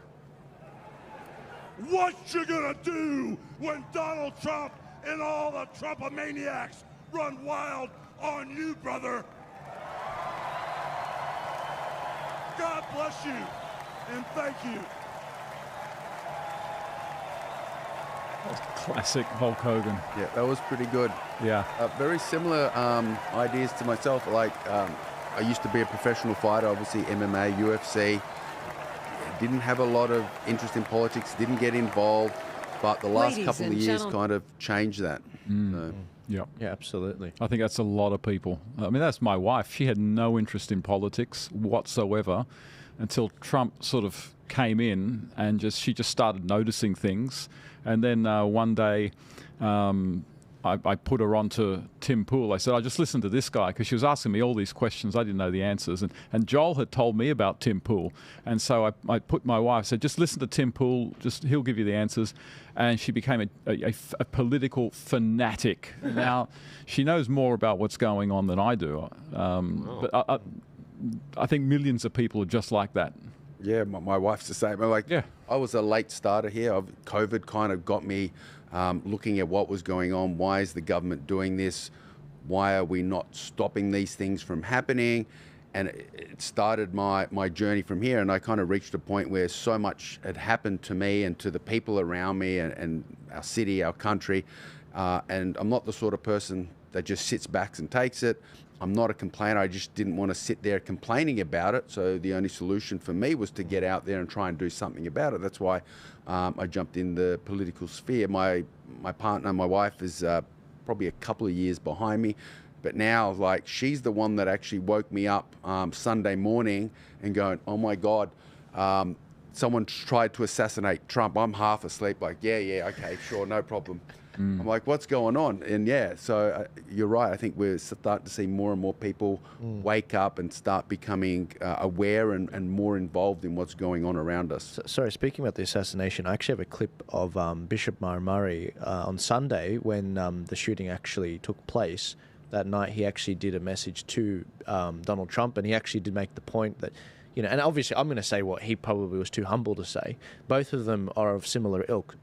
Bishop Murray tries to address more the spiritual element and the cultural element, whereas Donald Trump's taking the more political animal on and fighting the cultural element at the same time.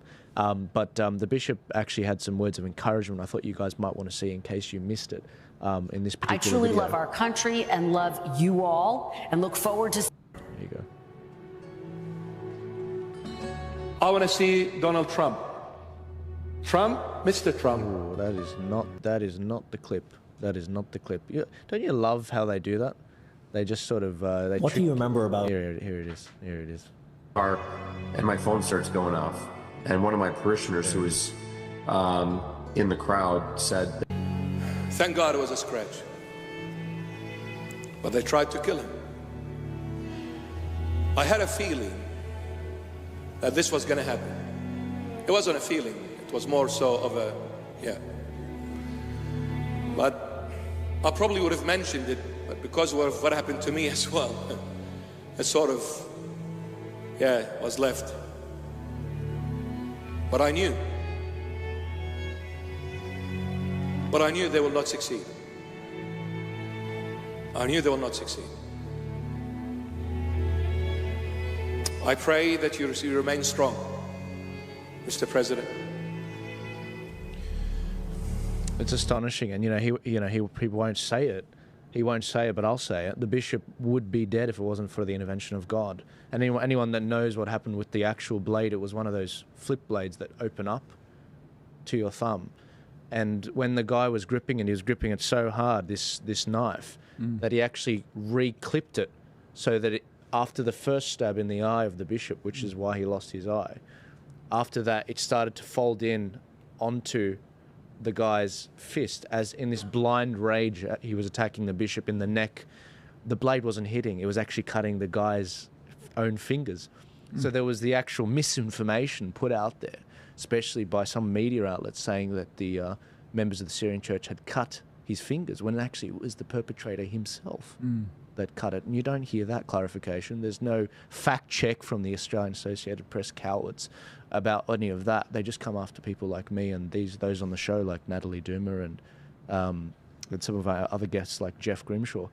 But the bishop almost died, if not for an act of God when he held up his actual cross. That was what hit the actual knife at the moment that he was holding the trigger on the... I'll bring a knife in one time if it's not illegal. I'll show you exactly what happened with each stab. But the bishop, pointing out, I would not be here if it wasn't for God. And similarly, Donald Trump would not be here if it wasn't for him tilting his head, as I showed at the start of this. Guys, by the way, before I get the panel to weigh in on that, I am still monitoring this. Trump's son is now on right now. It's slowly crescendoing to Donald Trump himself. I am keeping... look at people calling me during a live stream like I don't know I'm live streaming. Maybe they want to get on air. Mate, honestly, I don't know what it is. It's dead silent when I'm not streaming, but the moment I'm streaming, I get a week's worth of messages and calls, and it's like, what the hell is... No one's calling me. It's lovely people. I pick up the phone, I'm like, you do know I was recording then? And they're like, oh, I didn't know. I'm like... Guys. Anyway, it's all good. No, I get it. Not everyone watches. It's all good. If you want to call me, my phone's here. Yeah. So what did you? Anyway, what did you guys have? Did you guys have any thoughts on any of that?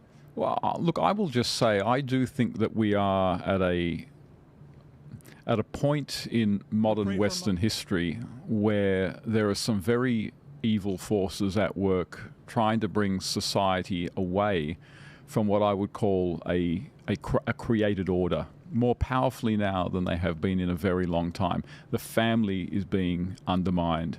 Notions of sex and sexuality that are foundations of family, that are foundations of flourishing societies, are being undermined now more than ever. And I do see this not just as a political fight, but I actually do. I mean, I am a Christian. And I believe that there is more to reality than what you can poke a stick at.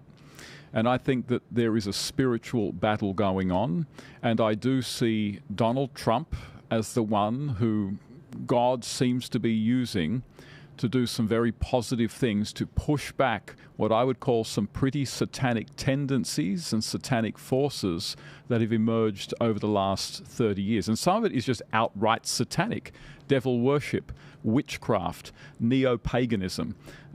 These are things that over time corrupt and immiserate a society. And I do see Donald Trump as probably the most powerful force in my lifetime of being able to stave this off and also give immense confidence to a counter movement who have been trying to fight all of this stuff for years but have just had very limited success. And I think the overturning of Roe versus Wade is maybe sort of the central event in all of this so far.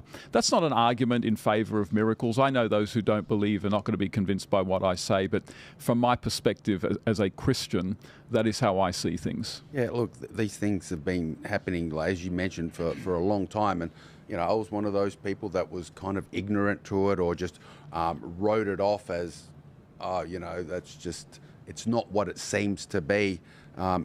And for me, it was the COVID era that really kind of showed me what they were trying to do, the way they, you know, locked us up. I think the lockdowns were a really great example because they locked us into areas, then they tried to separate us from community groups, from churches, from family groups. They tried to isolate us and break us down because that's the way they got most of the people to comply, because if you can separate people from your support base, and the traditional support bases are your family, then your church, then your communities, and then it becomes the wider community. If you can break all that down and separate people, then they become more malleable, they become more susceptible to suggestion and coercion and these sort of things. And then it's highlighted all these other things that have really been happening now. But then when you look at it, look back, you can see that they didn't start here.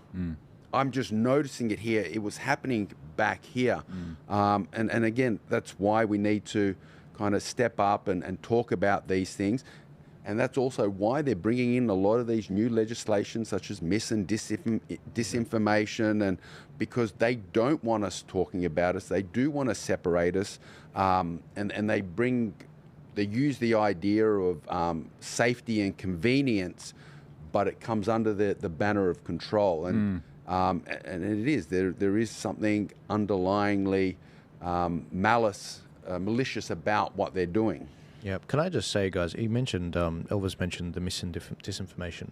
This is how bad it is now, and they haven't even passed a bill. On the Facebook page of Turning Point Australia, which is a 95,000 person page, I have a concurrent viewer number of 21. 21 with 95,000 people watching live. That is the power of big tech. This is foreign interference. You're not going to see any heads roll. Whereas on X right now, we have 760 concurrent viewers on a page that only has 5,000 followers. This is the power of big tech. This is what they are doing to us in real time. And if you're listening on the other platforms, I need you to get over. The Turning Point Australia page, just so you know, it wasn't always like this. When the Canberra protests were on, and I was the only major streamer that was live streaming it, we had 40,000 concurrent viewers covering that at the time. That just shows you exactly what they're doing with the manipulation. And it's been really interesting ever since this Biden stuff came out. Big tech have started to pivot. And they've been starting to say, okay, we do have a game plan. Okay, good, no worries. Let's start censoring this. So the Times Magazine, they've already removed the photo. Yeah, sorry. Just on that topic, I actually was sharing a post on Instagram and obviously tagging yourself and that. And Instagram, I sent you the screenshot if you want to check it, that says, do you really want to tag this person? He is a known for misinformation. I'm like, yes, I do. Thank you very much. Wow. But it's paternal. It's like you're a grown-ass man. You literally beat up men for a living. And they're like, oh, you know, just, I don't want you to get hurt, Elvis. I don't want you to get hurt. Joel could really hurt you with misinformation. Well, that's a crazy thing. It's like, why are you deciding whether I want to do this? I've typed in your name. Yeah. Like, it's consensual. I know what I'm doing. Yeah, it's consensual. It's like, I don't need you to check on me. I'm fine here. So, but it just shows you the censorship that's happening on like Instagram and Facebook and these platforms. And as we discovered recently with the Elon cases, we wouldn't know a lot of this was going on if they themselves didn't say that every single other platform complied. Yeah. X was the only one that said no. I mean, obviously, they still have to comply with certain requirements and regulations, and not every single post it survives. But when it's unreasonable, that they will stand up and they will fight it and they will try and stop it. I mean, there's only so much you can do, but X is the most effective platform for free speech that we can use at the moment. I know in the US they've got Truth Social, but we can't get it here. Yeah. Whereas Rumble's pretty Twitter good. Here, Rumble's fantastic great. for video as Just well. recently, we can get Truth. Oh, really? You I'll can have to download check the it app. out. You can download the app. Awesome. Very good. Something to add. Speaking of Elon, I'm glad you mentioned him. Sorry we're jumping around all over the way, guys. You know, we're still watching, Trump will jump on live soon. But Elon Musk actually said that he's donating $45 million to Trump supporting PAC monthly. $45 million a month. I mean, it's a different world over there. The total Australian budget for our elections is like 200 mil. Well, the interesting thing about all this is, in 2008, 2012, 2016 and 2020, that's 4 presidential elections in a row, the Democrats' funding has been like massively higher than the Republicans. Okay, and that was all fine. But now that Trump's got more funding, we've got to get big money out of business. Got to get big money out of politics. Got to get big money out of politics. So now that the tide's turned, they don't. These Democrats, they're always now. When the Democrats were getting much more funding, because Republicans believe in free speech, and a political donation is an act of free speech, we didn't complain. We didn't say the system's wrong. We just said, well, we've got to go and work out how to raise more money. And Joe Biden's been out there saying, because none of the mega donors are giving any money anymore. And he's saying, it's terrible, it's terrible. Well, this is how you got elected, you fraud. Yeah. Well, it's astonishing. Absolutely. And just before the debate, I think, wasn't it like George Clooney raised like $27 million for him as well? Wasn't complaining about that. That's right. But that also brings up that Hulk Hogan was saying the same thing as Elon. Like Elon, not long ago, was like, you know what, I want to remain impartial. I'm not going to make a commitment to either party, until things started to change and he started to see the direction that the US was heading in. And he's like, well, now I have to take a stand. I have to make a choice. And that's obviously why he's supported Trump and the Republican Party. And after the assassination attempt, now are donating that $45 million monthly. Yeah. Yeah, I think did he call, I may have heard this wrong, but I think Elon called it like a death cult or something, this DEI. Yeah, look, he's brilliant on DEI. And, just 4 years ago, he was voting for Biden and donating to Biden. So he's come a long way. Yeah. I think now that he's, when there was all this talk that he might buy X, or it was then Twitter, I said on the platform on multiple occasions, I said, I do not believe this will happen. They will find a way to stop Elon, because he had been moving in the right direction. He took the first COVID vaccine, and then he became a skeptic, and he's moved to the right quite quickly. I thought, look, they will not let him buy this. It's too much of a powerful thing. But then he goes and offers such a massive overvaluation for it that the shareholders, if the directors had said you should not accept this bid, it would have been criminal negligence, going against the shareholders. So he bought it, and everyone said, he's bought a white elephant, the advertisers will go. And Elon Musk said, look, if the advertisers go, they can get lost. I don't even need them. I'm not doing this to make money. Go F yourselves. What a great man Elon Musk is. Yeah, and we need more of it. And that's the real question. Where does that come from? Is it from his South African heritage? I think there's something to do with it. There's a bit of a reality that he understands there. Yeah, I think that's... Yes. Because it's interesting. DEI almost got... who knows?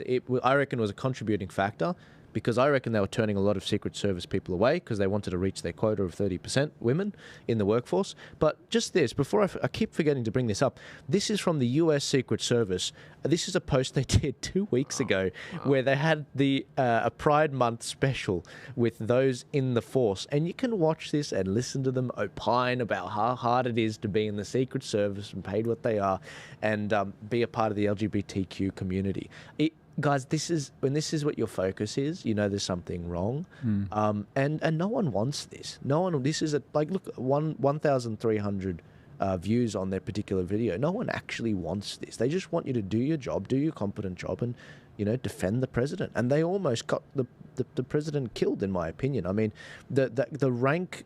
If you listen to some of the analysis from Dan Bongino and also some private military contractors, that one that Patrick Bet-David interviewed, you can hear them poke the holes in exactly what was done versus how it was used to be done by the Secret Service under the Reagan years.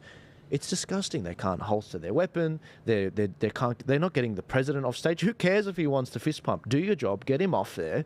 Get him out. And you got to protect him. But they kept him on the target. And one of them was even ducking for cover behind the president. Shocking.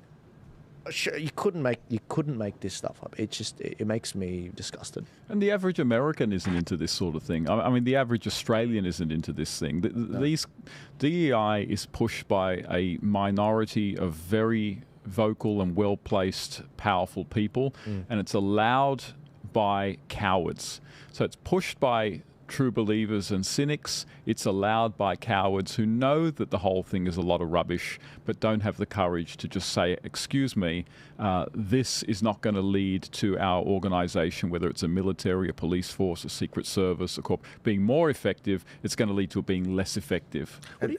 Sorry, I was just going to say, just a slight pivot. Yeah. Do you want to finish your Well, yeah, I was just going to say, again, it just leads back to language. The reason people don't want to stand up is you'll be called a bigot. And you don't want to be a bigot. You don't want to be, transphobic or anything like that. So they use that language to make people afraid, and then they use that language to affect your income, your family, your businesses. And so less and less people want to stand up and speak against it, even though they don't agree. Because I speak to a lot of people daily through my business, and they feel that way, but they don't want to speak about it because, as we've seen numerous times, you say something on social media and your employer sees it and they don't agree. Now you're in trouble. Or even if they agree, but they can't support it publicly, well, they're going to have to reprimand you and do something about it. Apologies, Joel. No, that's right. I was just going to say, look, Melania Trump has just walked in. I won't. I think there might be another speech not for. Maybe she is walking for Trump. I don't know, but I'm happy to fill a little bit more until Trump comes on. That's Vance. We are going to still talk about Vance. We haven't even had a chance to. The people are wondering who the hell is this guy. That's Melania. Yeah, that's Melania. So she literally just walked in, guys, and obviously the media do what they usually do and be like, "Oh, where's Trump? Where's this and that? His wife's abandoned him," and bastards. Anyway, I'm going to mute this now because I don't know what music they're going to play. Joel, I'd like to say something, please. Which is. There is a lot of confidence in the Republican Party and Trump supporters all around the world right now. The betting markets are saying he's the odds-on favourite to win. That's the biggest threat we've got over confidence, putting down our guard. We've got to pretend we're behind at all times. Now, the Democrat, and I'll tell you what worries me. We've all known Biden's a mess, for 3 years, okay?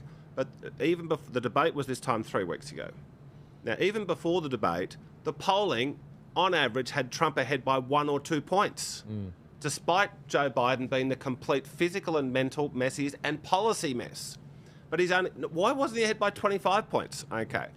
And now, in the post debate and now the post-attempted assassination environment, the polling is still quite tight. Now, it's moved up about 2 or 3 points since the attempted assassination. You've still got about 43% of Americans, if they get a phone call tonight, in spite of everything, they'll say, "Who will you vote for, Mr. and Mrs. Smith out there in Kansas?" And 43% of them saying, "Joe Biden, Joe Biden." Now, that tells me that's their base. They've got for the worst candidate in the history of politics, you've still got a big chunk saying they're going to vote for him. So now what happens then if you have a half-decent candidate? Well, it means we've got an extremely polarised America. When Ronald Reagan was shot, quite similar to this, in early 1981, his polls overnight went up 20 points. Okay? Now we're seeing a very similar situation, but we're only seeing a very small increase in his support. So this election is not over. And, sometimes when things look really good in politics, that's just before they start looking bad. Okay, so it's like John Howard won this big victory in 2004. He's fourth on the trot. Everyone thought he can't be stopped. Well, then he went and got his ass kicked 3 years later. This can often happen. Can I just say, I do think that what's undeniable is whether this shooting was intentional or not, or was a deep state thing or not, which I don't think the jury's in. I think the jury's still out. I do think that the Democrats have 100% gone into a different gear now. And they're like, okay, we're not effing around. We have to get Biden to step down. So he obviously last week, he had Clooney, who was his chief funder, stop backing him. Obama was becoming more and more vocal, whereas previously he said we need unity. And all the leadership are against him. So they've made their move.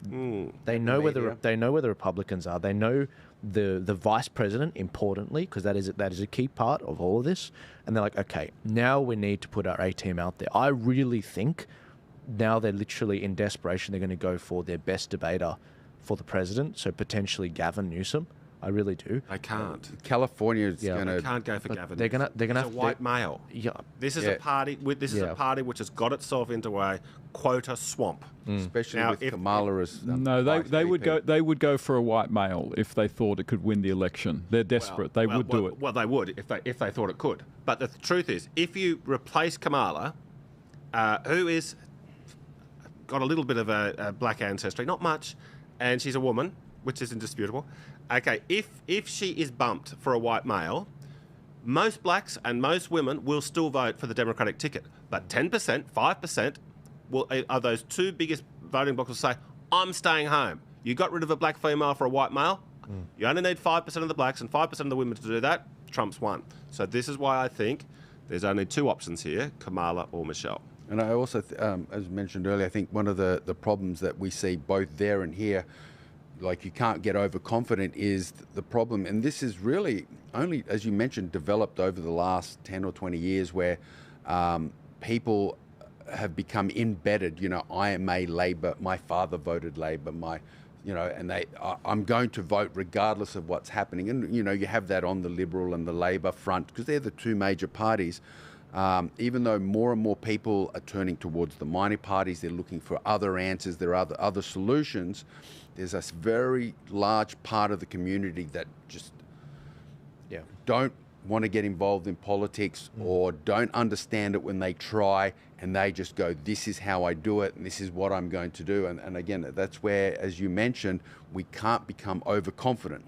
Now, yes, there can be a swing, and we're hoping there will be, and it's looking good, but you can't be overconfident because of those people who aren't being proactive in the process. What we didn't know previously, and I don't think it's still certain yet, was that Kamala's team actually wanted to actually become the president. It wasn't clear that they couldn't actually cut a deal with her where, for example, she takes, what's better than the presidency? Maybe, what's an equivalent or slightly under so that they can win the election, but also they let her down easy. Putting on the Supreme Court. Governor of California. But I reckon Supreme Court's most likely, but Governor of California, absolutely. And I do think there's a version of this where she wants Biden to step down, which is clearly what she's done, and it's a fact. And where they're actually like, okay, well, what's our superior ticket? Yeah. Well, our best debater is Gavin Newsom. It's beyond a shadow of doubt, he is their best debater. He won a debate where he had all the facts against him with Ron DeSantis, who was basically the number 2 of the Republicans, other than Haley. And so when I look at that and I look at this, the way this is panned out, they are going to, if they are serious about this election, because it's perfectly possible they're not serious about this election. It's perfectly possible they're like, you know what, there's no way we can win this. The man was shot. Everyone's galvanizing behind him. It's perfectly possible they're just like, you know what, we'll miss this one. But I don't think they can afford to. Well, they can't. I don't think they can. And I think they'll put their A-team. And that's why I think they'll put their A-team. Well, they know they can win it, though. They can't go with Kamala. They are frightened of a Trump presidency because they are frightened that Trump will do to them what they did to him, which is endless legal scandals. Now, they couldn't get Trump on anything. They had to... imagine being in business for 60 years and they went through absolutely everything and they couldn't find a thing. Okay, they had to make up obvious garbage. Yeah. Now, so I think Gavin Newsom would probably be, in terms of who would be a good president. Look, he looks like a president of the United States. I agree with that, but I think that his plan will be. I think he quite likes the speculation, but I think he'll be looking at 2028. But I think the Democrats are absolutely not going to say, oh, well, we've accepted we've lost this. Yeah. They're worried about going to jail. They've done so many extremely corrupt things against Trump And they now Trump, when he got elected in 2016, one of the first interview he gave was with 60 Minutes. And Trump had said a million times, lock her up, lock her up. He's asked on 60 Minutes, what are you going to do? And Trump just said, oh, look, that was all in the campaign. Let's move on. We're going to put all the business behind us. We're not going to do anything. We're not going to do anything. And I think the Democrats looked at that and said, oh, that's cool. Okay, if you're not going to do us, we'll do you. Yeah. And I also worry if they do get to the point where they realise that they are actually going to lose, they're going to plant landmines all around the bureaucracy. So that when Trump comes in, this is going to blow up and make Trump look bad. So I tell you who I'm very impressed with in Trump world is Stephen Miller. Stephen Miller. He's the one who is really, really out there to say, look, on this occasion, we absolutely have to drain the swamp. We talked about it last time, but Trump didn't know his way around Washington. Look, he'd barely been in Washington. He'd walked off Fifth Avenue. He gets elected the President of the United States. And he had a good heart. He had good intentions. But the people around him were 50-50. He had some good people, some swamp creatures. He trusted the wrong people. On this occasion, I think he's become a political person very, very quickly, and I think he now will know his way around Washington. To quote Winston Churchill, men who ride wild tigers dare not dismount. And that's precisely what the Democrats don't want to do. They don't want to dismount the wild tiger of a gamed legal system, which they've been aiming at Trump, because as soon as you get off, it turns on you. And that's precisely what John's been saying, and they are scared stiff. Yeah. And that is why I think we want to be careful at overestimating the extent to which they're going to care about keeping a DEI hire in that particular role. The only thing I would say would rule out Newsom is not that he's white or a man, is that there's just so much ammunition against him on the state of California. That's a good point. Now, John is correct. They will lose maybe 5, maybe 10% of voters if they don't go with a DEI, but they'll also gain voters as well with a really decent, credible candidate, and so they have to factor that in as well. And I completely agree. And it is a fact that Trump. It's quite plausible that Trump will lose this election. Like, we forget, Trump is as hated as he is loved in that country, and there are a lot of people who are going to go to that ballot and they're going to say, something.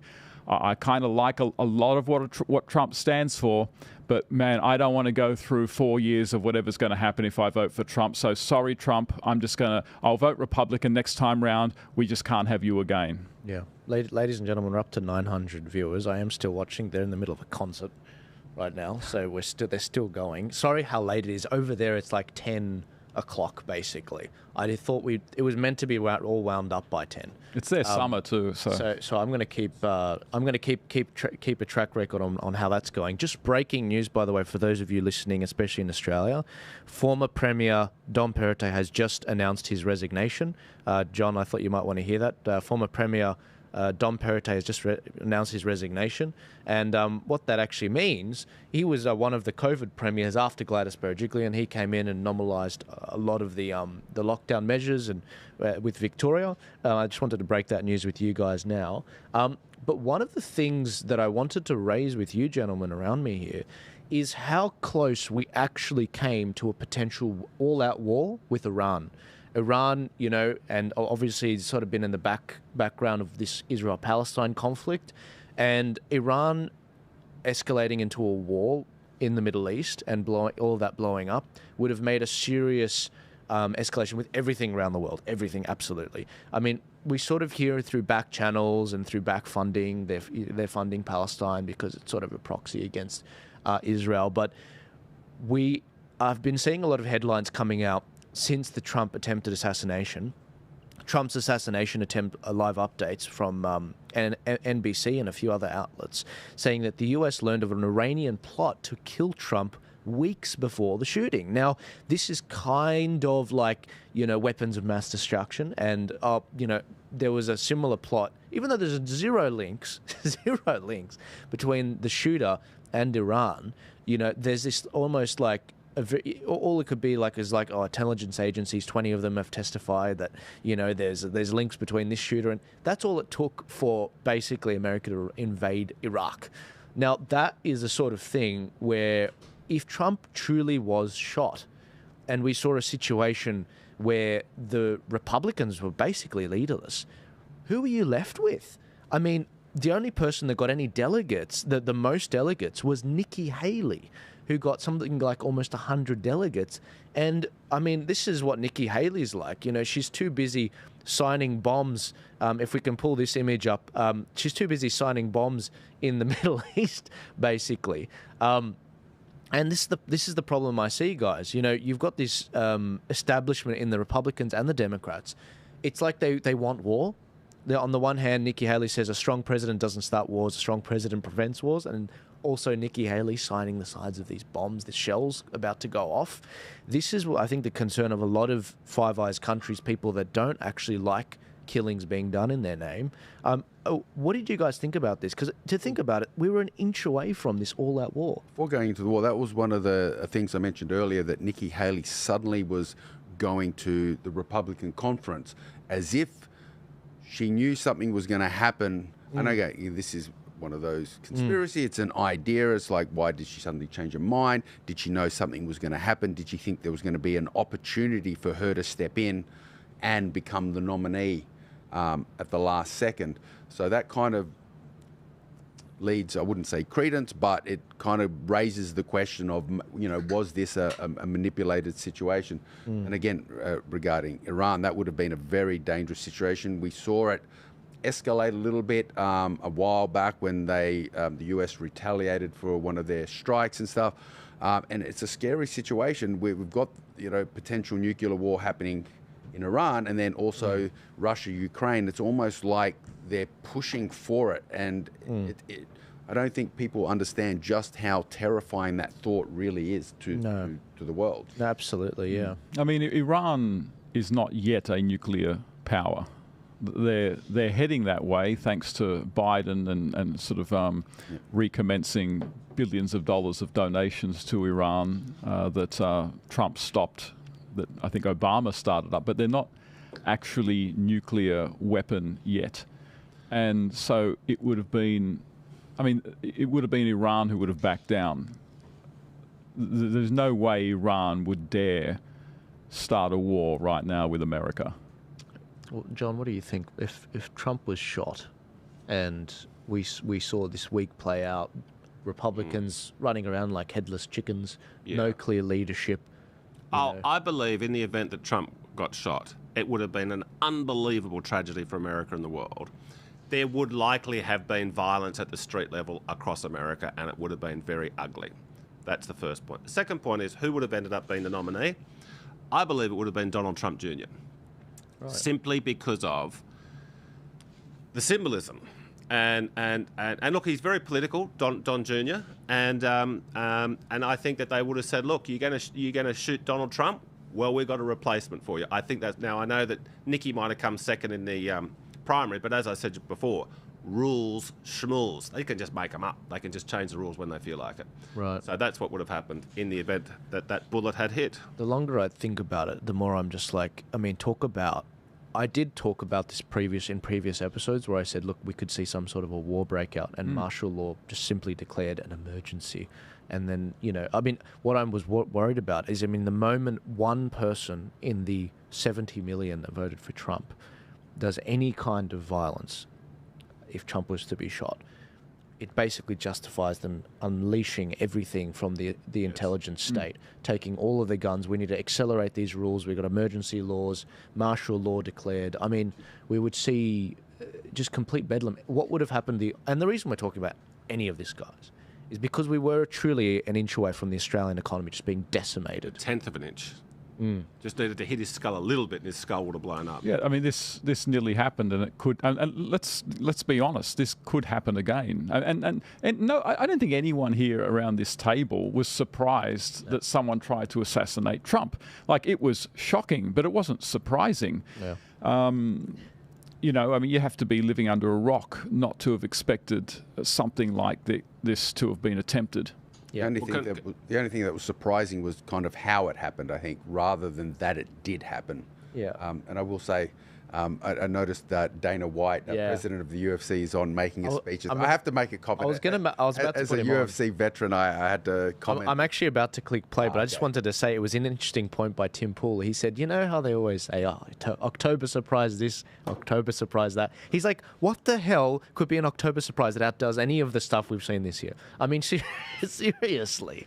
Anyway, I did want to play this for you guys. For those of you that are on X right now, we have reached 200. We've reached almost 1,000 concurrent viewers. Keep retweeting it. Trump is imminently about to hop on. I'm about to play a bit of Dana White's speech. He looks like he's just finished now, but I don't know how. It looks like it went for a while, but this is some of the comments that he had to say.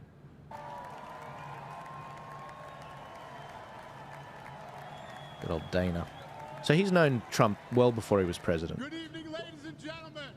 I'll bring up a comment about that. The CEO and president of the Ultimate Fighting Championship.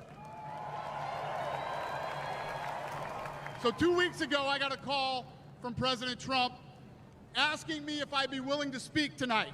As usual, there was no pressure, no demands. He asked me as a friend, and of course I said yes.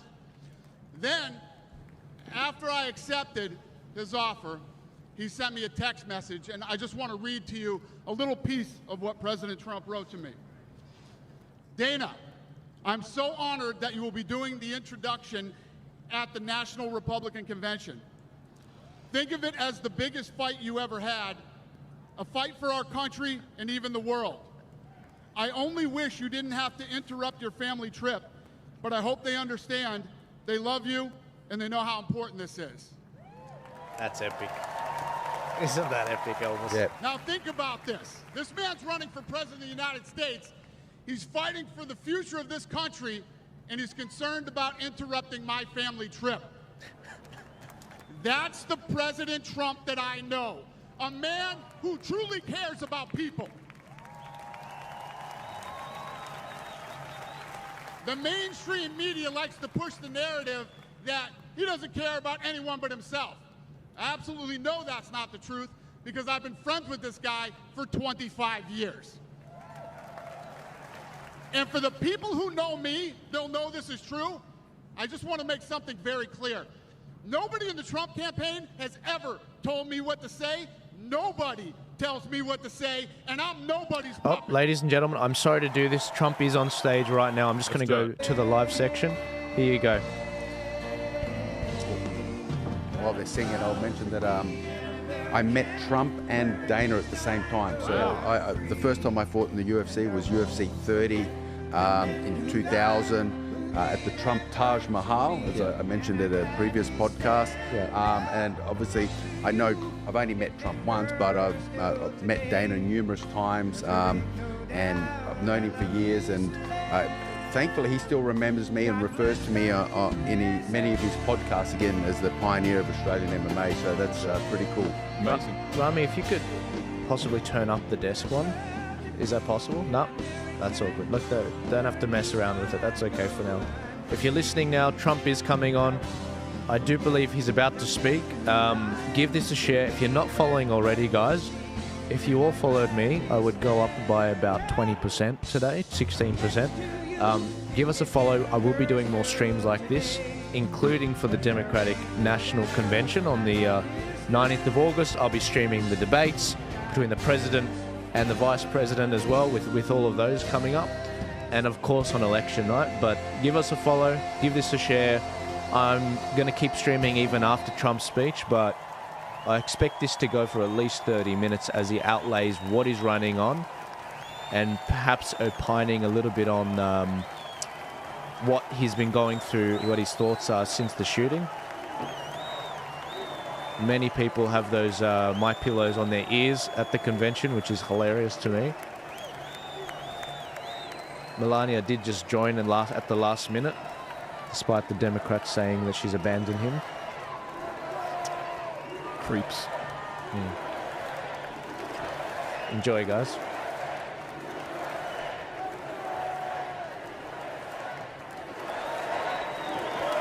Thank you very much.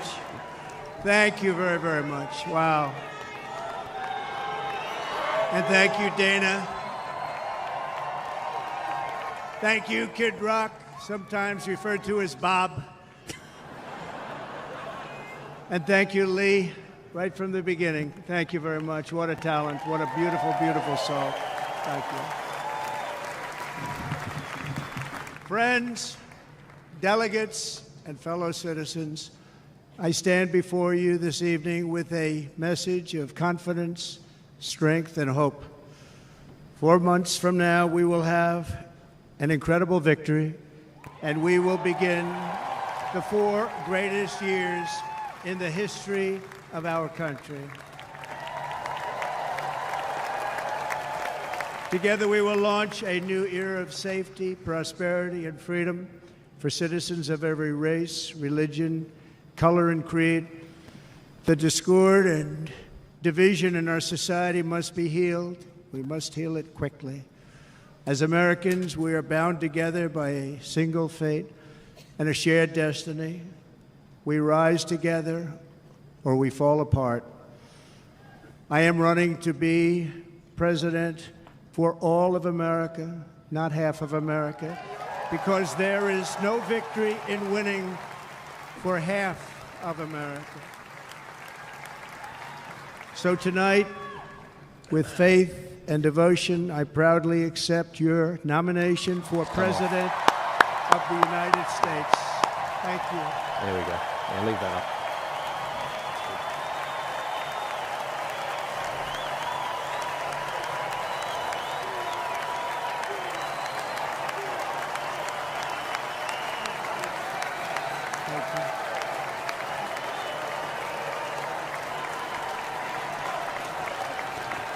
Thank you very much.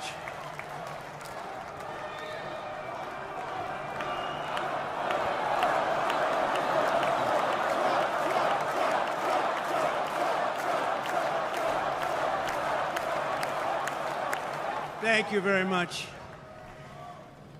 And we will do it right. Going to do it right.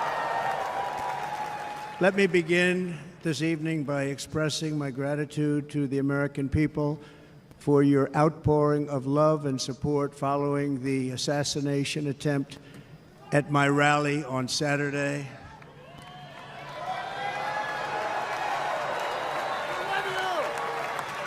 As you already know, the assassin's bullet came within a quarter of an inch of taking my life. So many people have asked me, what happened? Tell us what happened, please.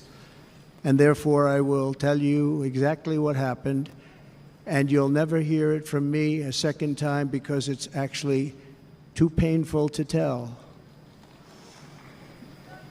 It was a warm, beautiful day in the early evening in Butler Township in the great Commonwealth of Pennsylvania. Music was loudly playing, and the campaign was doing really well. I went to the stage, and the crowd was cheering wildly. Everybody was happy. I began speaking very strongly, powerfully, and happily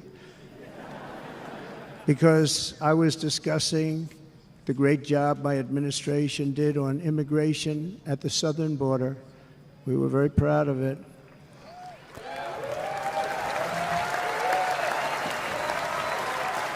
Behind me and to the right was a large screen that was displaying a chart of border crossings under my leadership.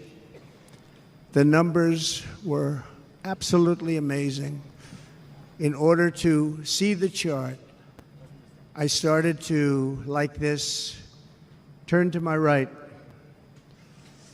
and was ready to begin a little bit further turn, which I'm very lucky I didn't do, when I heard a loud whizzing sound and felt something hit me really, really hard on my right ear.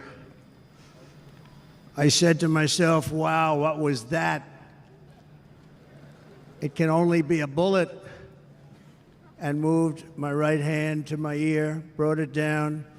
My hand was covered with blood, just absolutely blood all over the place. I immediately knew it was very serious, that we were under attack, and in one movement proceeded to drop to the ground. Bullets were continuing to fly as very brave Secret Service agents rushed to the stage, and they really did. They rushed to the stage.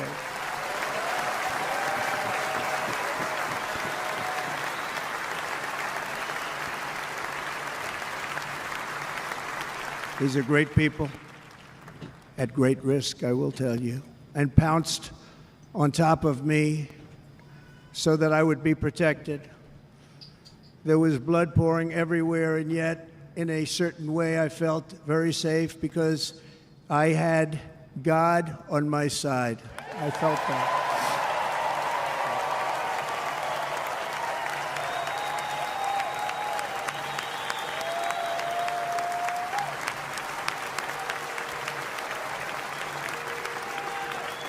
The amazing thing is that prior to the shot, if I had not moved my head at that very last instant, the assassin's bullet would have perfectly hit its mark, and I would not be here tonight. We would not be together. The most incredible aspect of what took place on that terrible evening in the fading sun was actually seen later. In almost all cases, as you probably know, and when even a single bullet is fired, just a single bullet, and we had many bullets that were being fired, crowds run for the exits or stampede, but not in this case. It's very unusual.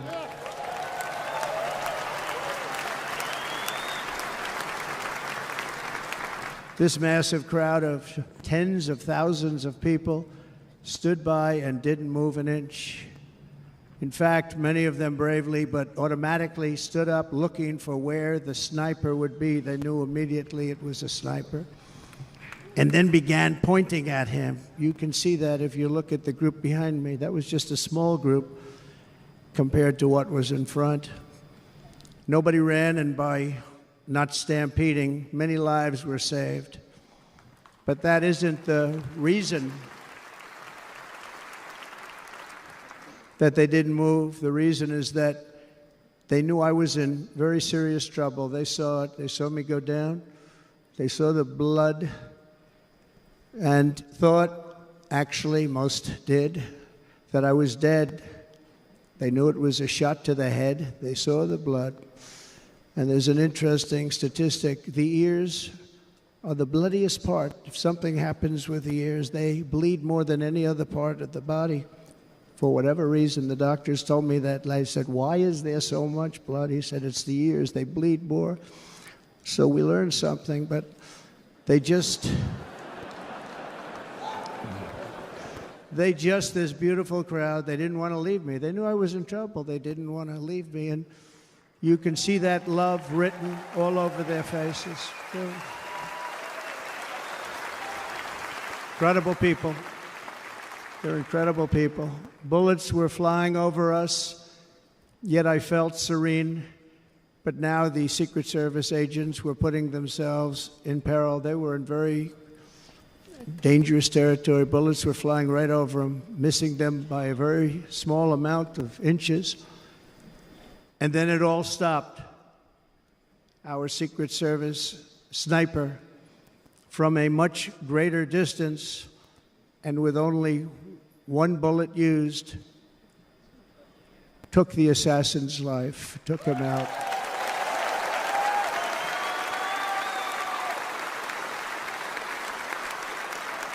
I'm not supposed to be here tonight. Not supposed to be here. No?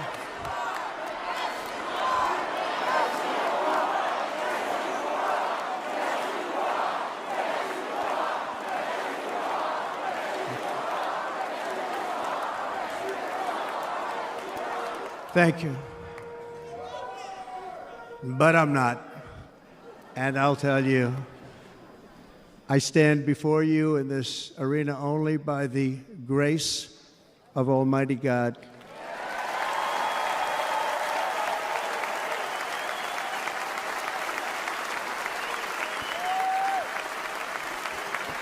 In watching the reports over the last few days, many people say it was a providential moment. Probably was. When I rose, surrounded by Secret Service, the crowd was confused because they thought I was dead, and there was great, great sorrow. I could see that on their faces as I looked out. They didn't know I was looking out. They thought it was over. But I could see it, and I wanted to do something to let them know I was okay. I raised my right arm, looked at the thousands and thousands of people that were breathlessly waiting, and started shouting, "Fight, fight, fight."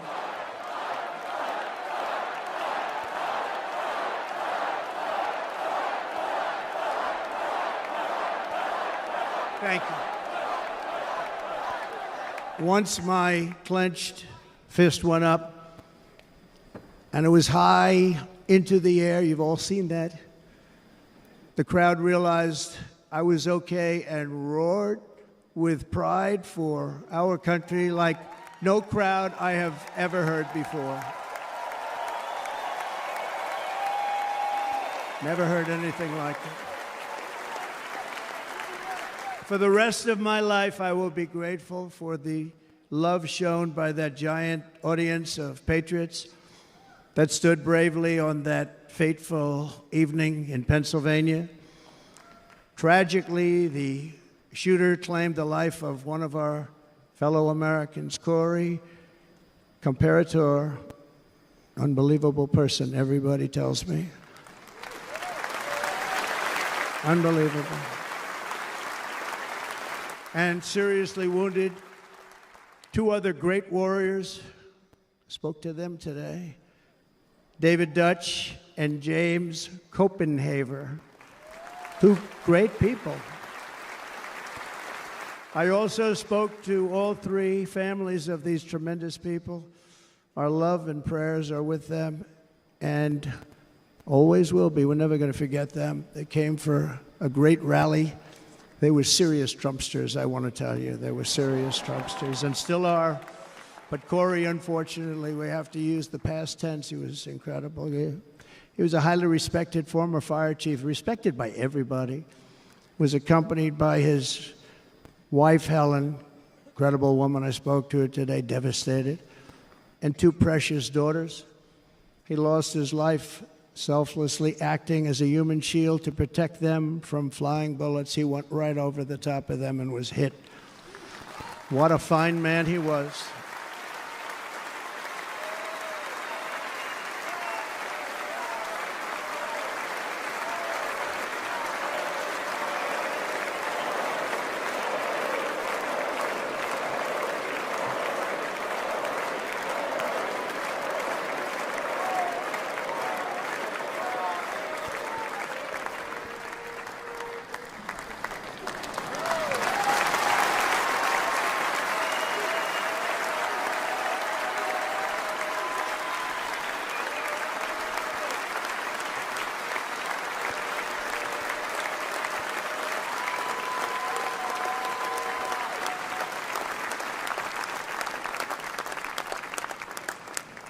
I want to thank the fire department and the family for sending his helmet, his outfit, and it was just something, and they're going to do something very special when they get it. But we did something which cannot match what happened, not even close. But I am very proud to say that over the past few days, we've raised $6.3 million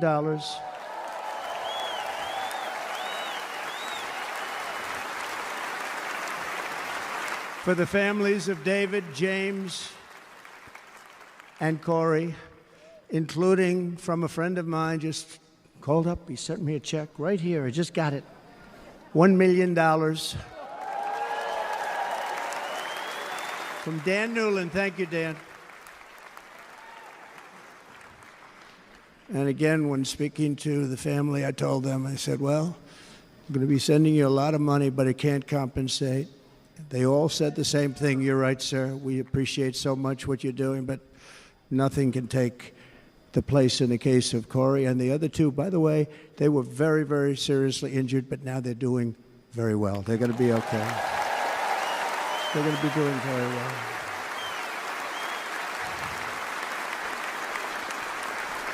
They're warriors. So now I ask that we observe a moment of silence in honor of our friend Corey.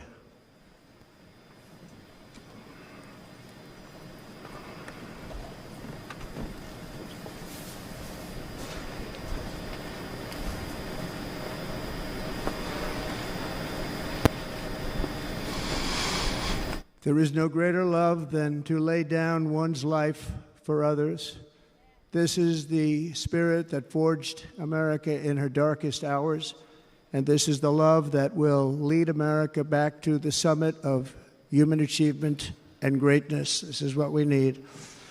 Despite such a heinous attack, we unite this evening more determined than ever. I am more determined than ever, and so are you. So is everybody in this room.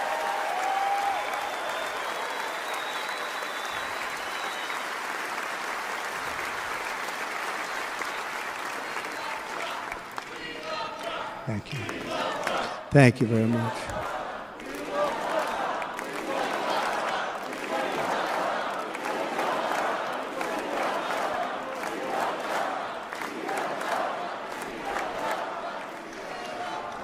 Our resolve is unbroken and our purpose is unchanged to deliver a government that serves the American people better than ever before.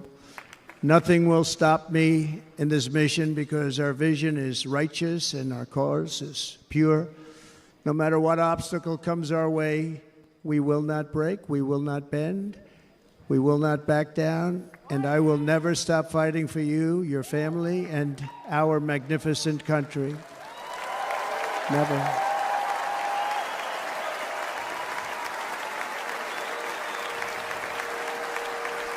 And everything I have to give with all of the energy and fight in my heart and soul, I pledge to our nation tonight. Thank you very much. I pledge that to our nation. I'm going to turn our nation around, and we're going to do it very quickly. Thank you.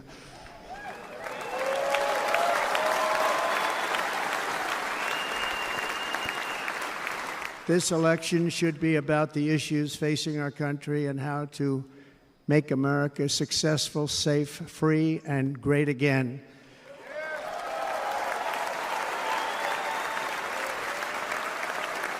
In an age when our politics too often divide us, now is the time to remember that we are all fellow citizens. We are one nation under God, indivisible, with liberty and justice for all.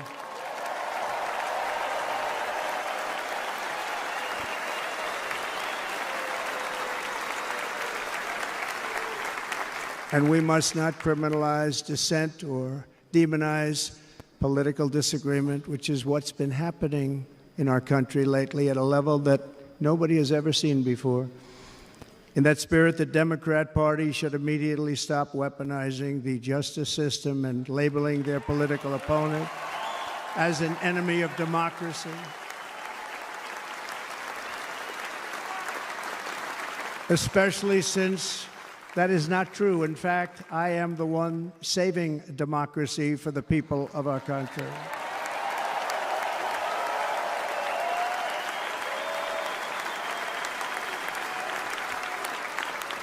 And very big news, as you probably just read, on Monday a major ruling was handed down from a highly respected federal judge in Florida, Eileen Cannon, finding that the prosecutor and the fake documents case against me were totally unconstitutional, and the entire case was thrown out of court. With all of that publicity, thrown out of court. If Democrats want to unify our country, they should drop these partisan witch hunts, which I have been going through for approximately 8 years. And they should do that without delay and allow an election to proceed that is worthy of our people. We're going to win it anyway, but worthy of our people. On this journey, I am deeply honored to be joined by my amazing wife, Melania.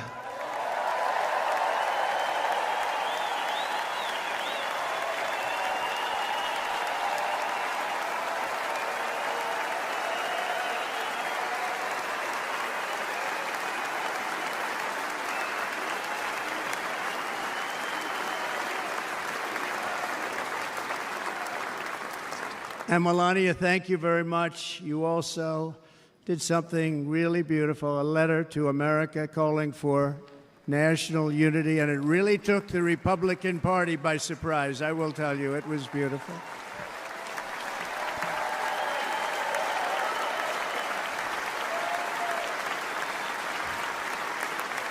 In fact, some very serious people said that we should take that letter and put it as part of the Republican platform. That would be an honor, wouldn't it? Right, Mr. Congressman? But it captivated so many, so I also want to thank my entire family for being here. Don, Kimberly, Ivanka and Jared, Eric and Lara, Tiffany and Michael, Barron. We love our Barron.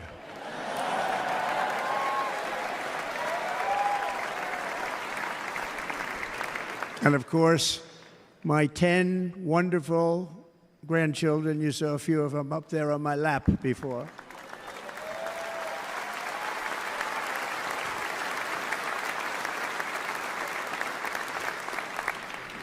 And how good was Dana? Was Dana good? I mean, was he good? You know, he was on probably the only vacation he's had in about, maybe ever, because he works, but about 10 years with his wife, very far away. I won't tell you where, but very, very far away, beautiful place. And my people called, and he said, yeah, I won't be able to do it. This is many, many years. I promised my wife I can't do it. And they came in, they said, Dana won't be able to do it, because he was my first, second, and third choice. I said, well, you know, that's too bad, but I understand he's away, and it's good. It's good for him. And that was it. About 30 minutes later, she came back in, sir, Dana just called. He's going to do it. And his wife, she said, you can't turn him down. You just can't do it. You have to go. That's a good wife.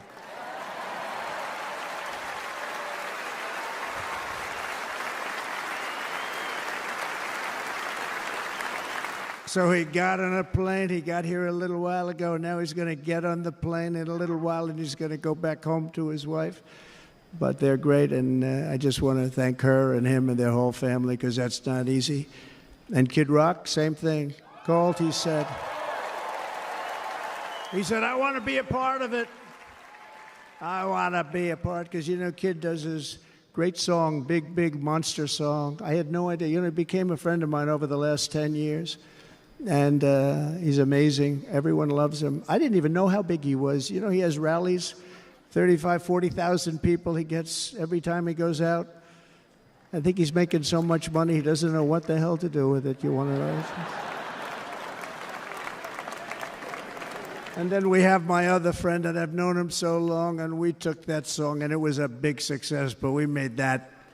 I saw a chart of great songs to America. That was #1 on the chart recently, #1. So that's Lee Greenwood, a very special, beautiful person. He's a beautiful man. But they all wanted to be here. They called. And how about the Hulkster? How good was he? Is he up? Where is he? Boy, oh boy.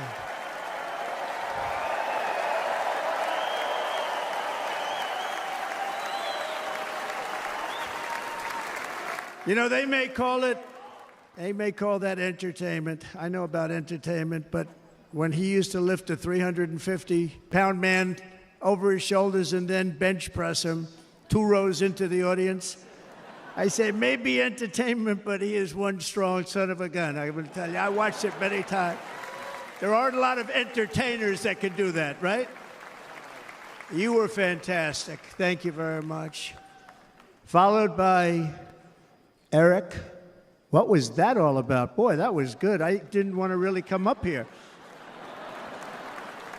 But he was so great, and he's such a good young man. He went through a lot of trouble, and Don last night was incredible. They went through so much trouble. They got subpoenaed more than any people probably in the history of the United States. Every week they get another subpoena from the Democrats, crazy Nancy Pelosi, the whole thing, just boom, boom, boom.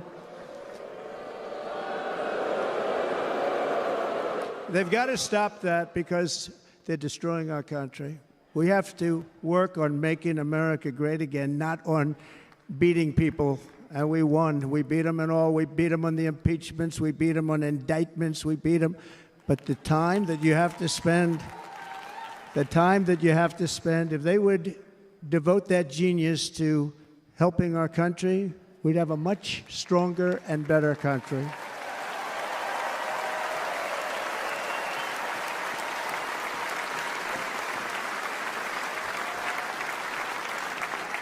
And Jason, the biggest star in country music. Jason, thank you for being here. Jason, thank you very much. Jason Aldean, he's good. I like his wife even better, by the way. She's here. Thank you, Jason. But I'm thrilled to have a new friend and partner fighting by my side. The next Vice President of the United States, the current Senator from Ohio, J.D. Vance, and his incredible wife, Usha.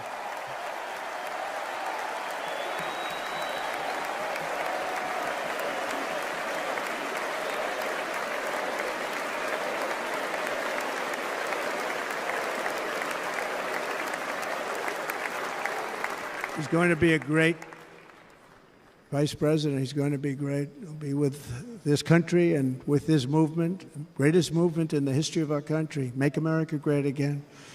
When they criticize it, they say, we're going to try and stop MAGA. I said, MAGA is Make America Great Again. What are you going to stop? There's nothing to stop. Then they say, oh, that's right. It's very tough to fight it.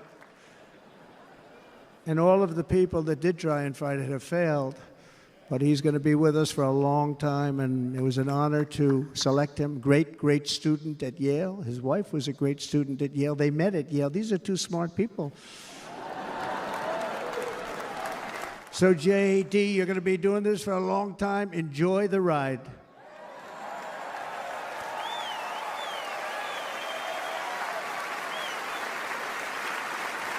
And a very special thank you to the extraordinary people of Milwaukee and the great state of... Oh, there they are. There they are. You are so easy to spot. And Green Bay's going to have a good team this year, right? They're going to have a good team. They're going to have a good team. Most of the audience doesn't like it, but it's true. You're going to have a very good team this year. And by the way, Wisconsin, we are spending over $250 million here creating jobs and other economic development all over the place. So I hope you will remember this in November and give us your vote. I am trying to buy your vote. I'll be honest about that.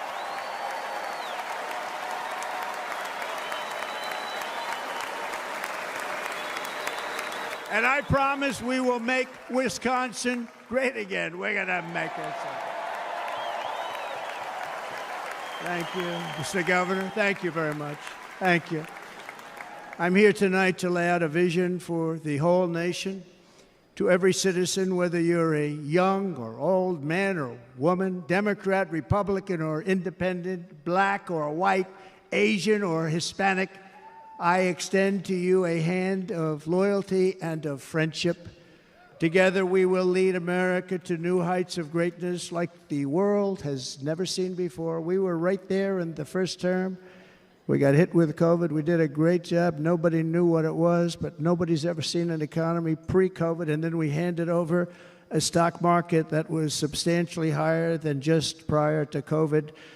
Coming in, did a great job. Never got credit for that. We got credit for the war and defeating ISIS and so many things, the great economy, the biggest tax cuts ever, the biggest regulation cuts ever, the creation of Space Force, the rebuilding of our military. We did so much. We did so much. Right to try. Right to try is a big deal. We got right to try. They were trying to get that for 52 years. Somebody's terminally ill. And hopefully there's nobody in this audience, but it does happen a lot. They're terminally ill and they can't use our new space-age drugs and other things that we are way ahead. We have the greatest doctors in the world, the greatest laboratories in the world, and you can't do it. They've been trying to get that approved for 52 years. Wasn't that easy? The insurance companies didn't want to do it. They didn't want the risk. The labs didn't want to do it because if it didn't work, people are pretty far down the line toward death. They didn't want to do it. The doctors didn't want to have it on their records, so I got everybody into an office. 52 years they tried. Sounds simple, but it's not. And I got them to agree that somebody that needs it will, instead of going to Asia, Europe, or someplace, or if you have no money, going home and dying, just die. We got them to sign an agreement, agree to it, where they're not going to sue anybody. They're going to get all of this stuff. They're going to get it really fast. And what's happened is we're saving thousands and thousands of lives. It's incredible. Right to try. It's a great feeling. Under our leadership, the United States will be respected again. No nation will question our power. No enemy will doubt our might. Our borders will be totally secure. Our economy will soar. We will return law and order to our streets, patriotism to our schools, and importantly, we will restore peace, stability, and harmony all throughout the world. But to achieve this future, we must first rescue our nation from failed and even incompetent leadership. We have totally incompetent leadership. This will be the most important election in the history of our country. Under the current administration, we are indeed a nation in decline. We have an inflation crisis that is making life unaffordable, ravaging the incomes of working and low-income families, and crushing, just simply crushing our people like never before. They've never seen anything like it. We also have an illegal immigration crisis, and it's taking place right now as we sit here in this beautiful arena. It's a massive invasion at our southern border that has spread misery, crime, poverty, disease, and destruction to communities all across our land. Nobody's ever seen anything like it.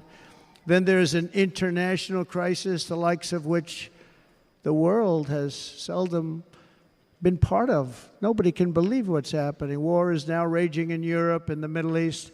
A growing specter of conflict hangs over Taiwan, Korea, the Philippines, and all of Asia. And our planet is teetering on the edge of World War III.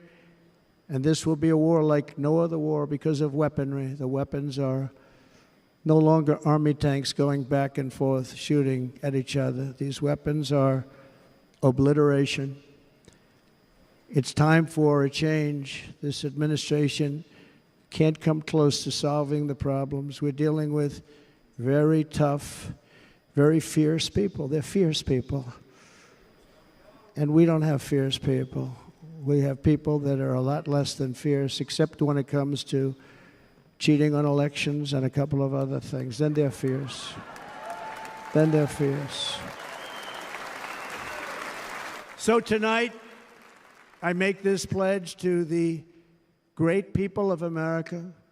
I will end the devastating inflation crisis immediately, bring down interest rates, and lower the cost of energy. We will drill, baby, drill.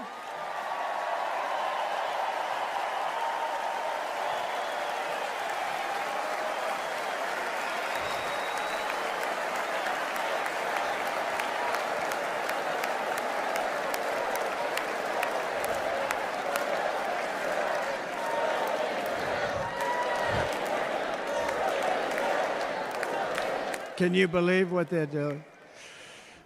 But by doing that, we will lead a large-scale decline in prices. Prices will start to come down. Energy raised it. They took our energy policies and destroyed them. Then they immediately went back to them, but by that time, so much was lost. But we will do it at levels that nobody's ever seen before, and we'll end lots of different things. We'll start paying off debt and start lowering taxes even further. We gave you the largest tax cut. We'll do it more. You know, people don't realize I brought taxes way down, way down, and yet we took in more revenues the following year than we did when the tax rate was much higher. Most people said, how did you do that? Because it was incentive. Everybody was coming to the country. They were bringing back billions and billions of dollars into our country. The companies made it impossible to bring it back. The tax rate was too high, and the legal complications were far too great. I changed both of them, and hundreds of billions of dollars by Apple and so many other companies were brought back into our nation, and we had an economy the likes of which no nation had ever seen. China, we were beating them at levels that were incredible. And they know it. They know it. We'll do it again, but we'll do it even better. I will end the illegal immigration crisis by closing our border and finishing the wall, most of which I've already built.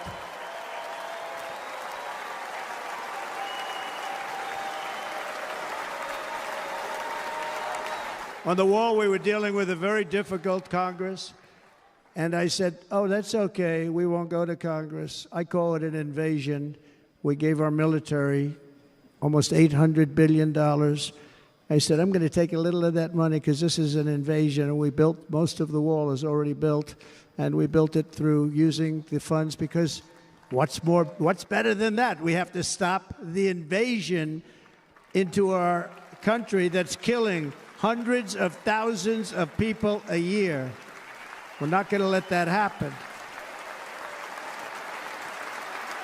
I will end every single international crisis that the current administration has created, including the horrible war with Russia and Ukraine, which would have never happened if I was president, and the war caused by the attack on Israel, which would have never happened if I was president. Iran was broke. Iran had no money. Now Iran has $250 billion.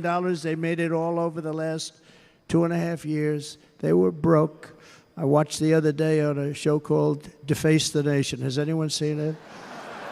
And they had a congressman who was a Democrat say, well, whether you like him or not, Iran was broke dealing with Trump. I told China and other countries, if you buy from Iran, we will not let you do any business in this country, and we will put tariffs on every product you do send in of 100% or more.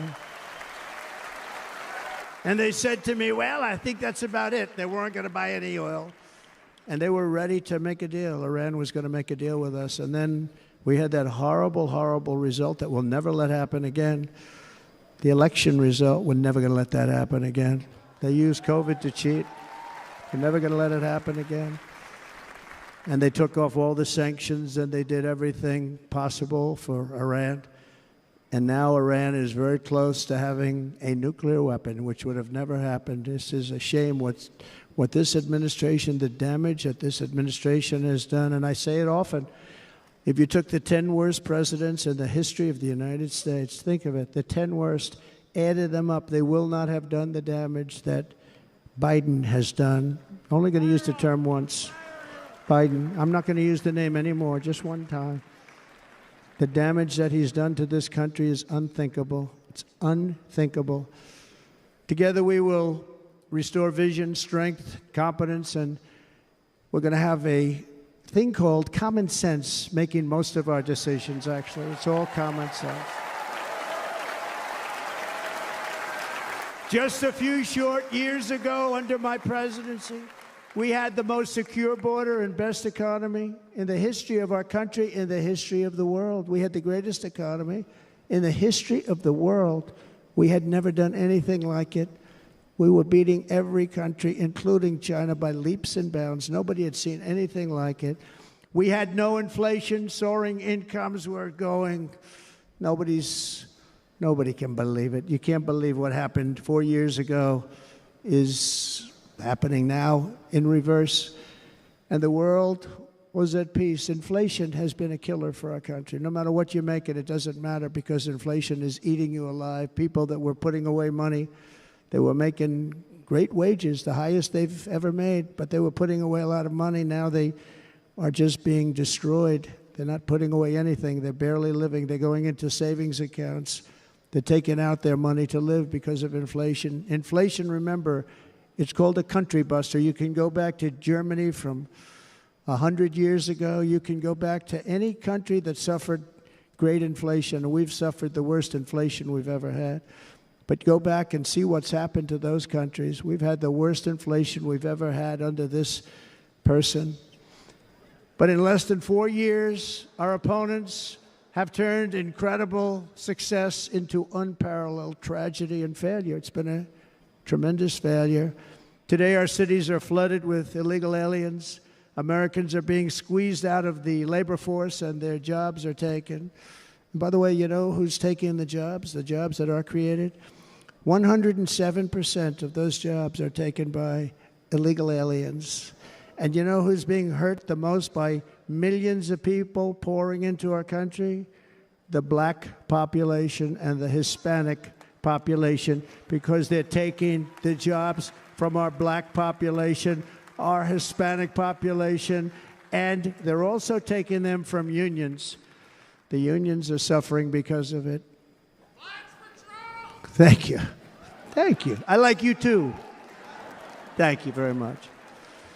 Inflation has wiped out the life savings of our citizens and forced the middle class into a state of depression and despair. That's what it is. It's despair and depression. We cannot and will not let this continue. Less than 4 years ago, we were a great nation, and we will soon be a great nation again. We're going to be a great nation again.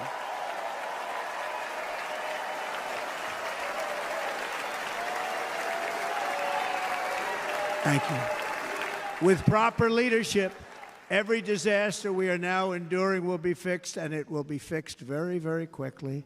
So tonight, whether you've supported me in the past or not, I hope you will support me in the future, because I will bring back the American dream. That's what we're going to do. You don't even hear about the American dream anymore. With great humility, I am asking you to be excited about the future of our country. Be excited. Be excited.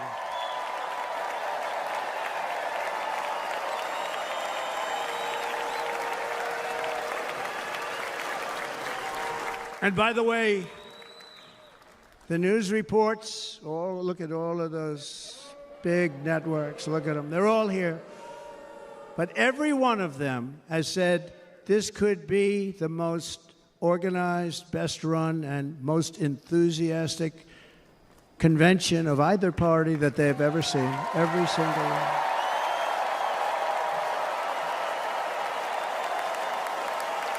And it's true. It's true. And there's love in the room. There's great love in the room.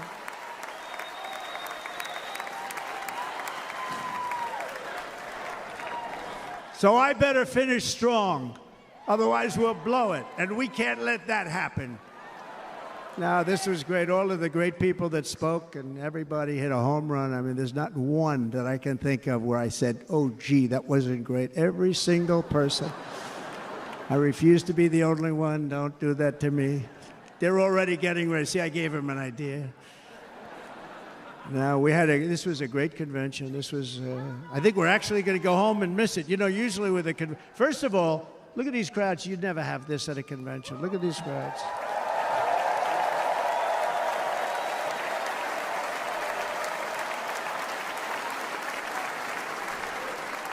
Love. It's about love. This week, the entire Republican Party has formally adopted an agenda for America's renewal, and you saw that agenda.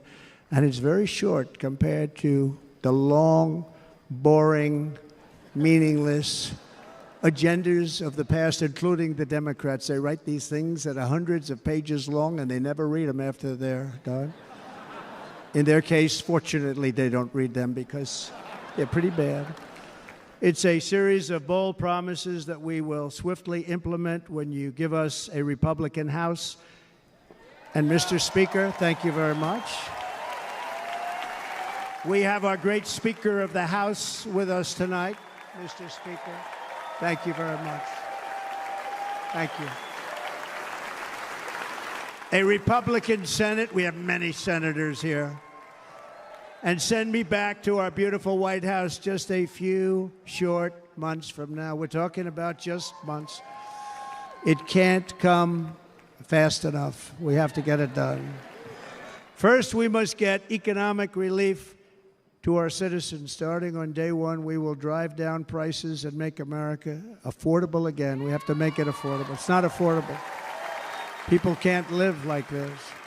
Under this administration, our current administration. Groceries are up 57%, gasoline is up 60 and 70%, mortgage rates have quadrupled. And the fact is, it doesn't matter what they are because you can't get the money anyway. You can't buy houses. Young people can't get any financing to buy a house. The total household costs have increased an average of $28,000 per family under this administration. Republicans have a plan to bring down prices and bring them down very, very rapidly. By slashing energy costs, we will in turn reduce the cost of transportation, manufacturing, and all household goods. So much starts with energy. And remember, we have more liquid gold under our feet than any other country by far. We are a nation that has the opportunity to make an absolute fortune with its energy. We have it, and China doesn't. Under the Trump administration, just 3.5 years ago, we were energy independent, but soon we will actually be better than that. We will be energy dominant and supply not only ourselves, but we will supply the rest of the world with numbers that nobody has ever seen, and we will reduce our debt, $36 trillion. We will start reducing that, and we will also reduce your taxes still further. Next, and by the way, they want to raise your taxes 4 times, think of it. And all my life I grew up watching politicians. I always loved politics, I guess. I was on the other side. I'd watch and they were always talking about, we will give you a tax cut. We will give you a tax cut. My whole life I was watching, I will give you a tax cut, right, Mr. Congressman? That's all they talked about. This is the only administration that said, we're going to raise your taxes by 4 times what you're paying now, and people are supposed to vote for them? I've never heard it. You're paying too much. We're going to reduce your taxes still further. We gave you the biggest one, as I said. We're going to give you more, and it's going to lead to tremendous growth. We want growth in our country. That's what's going to pay off our debt.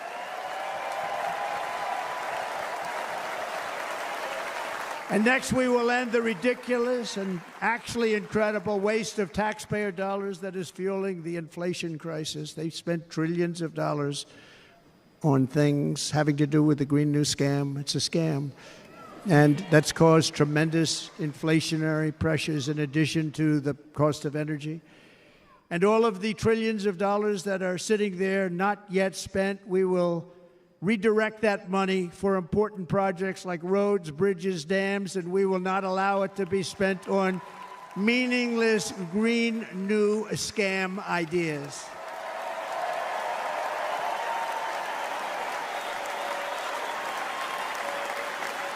And I will end the electric vehicle mandate on day one.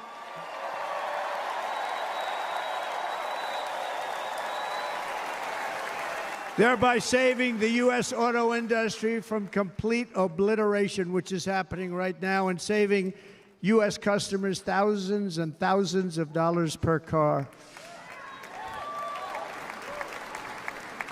And right now, as we speak, large factories just started are being built across the border in Mexico. So with all the other things happening on our border, and they're being built by China to make cars and to sell them into our country. No tax, no anything. The United Auto Workers ought to be ashamed for allowing this to happen. And the leader of the United Auto Workers should be fired immediately. And every single auto worker, union and non-union, should be voting for Donald Trump, because we're going to bring back car manufacturing, and we're going to bring it back fast.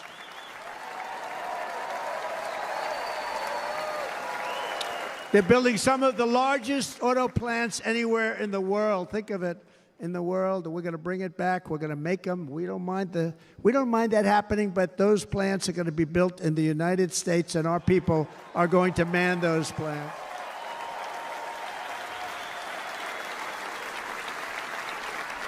And if they don't agree with us, we'll put a tariff of approximately 100 to 200% on each car, and they will be unsellable in the United States.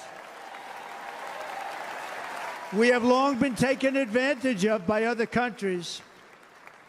And think of it, oftentimes these other countries are considered so-called allies. They've taken advantage of us for years. We lose jobs, we lose revenue, and they gain everything and wipe out our businesses, wipe out our people. I stopped it for 4 years. I stopped it, and we're really ready to make changes like nobody had seen before. And remember, USMCA, I got rid of NAFTA, the worst trade deal ever made, and replaced it with USMCA, which is, they say, the best trade deal ever made. Actually, probably the best trade deal was the deal I made with China, where they buy $50 billion worth of our product. They were buying nothing. They buy $50 billion worth. They had to. But I don't even talk about it because of COVID. I don't even mention it, frankly, because of what happened with the China virus.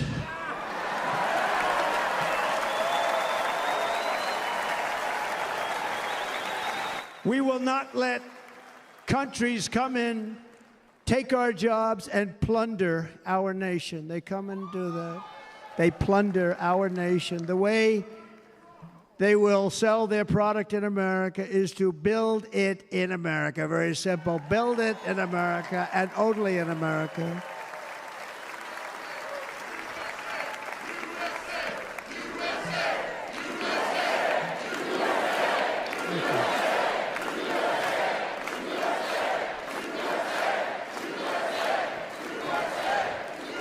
And this very simple formula, and Congress has to go along with us, and they will. This very simple formula will create massive numbers of jobs. We will take over the auto industry again, and many, many hundreds of thousands of jobs. We lost so many jobs over the years. If you go back 20, 25 years, they've stolen, going to China and Mexico, about 68% of our auto industry manufacturing jobs. We're going to get them all back. We're going to get them all back, every one of them. At the center of our plan for economic relief are massive tax cuts for workers that include something else that's turned out to be very popular, actually. Here it's very popular, in this building and all those hotels that I saw that are so nice. I'm staying in a nice one. It's called no tax on tips. No tax on tips. No tax on tips.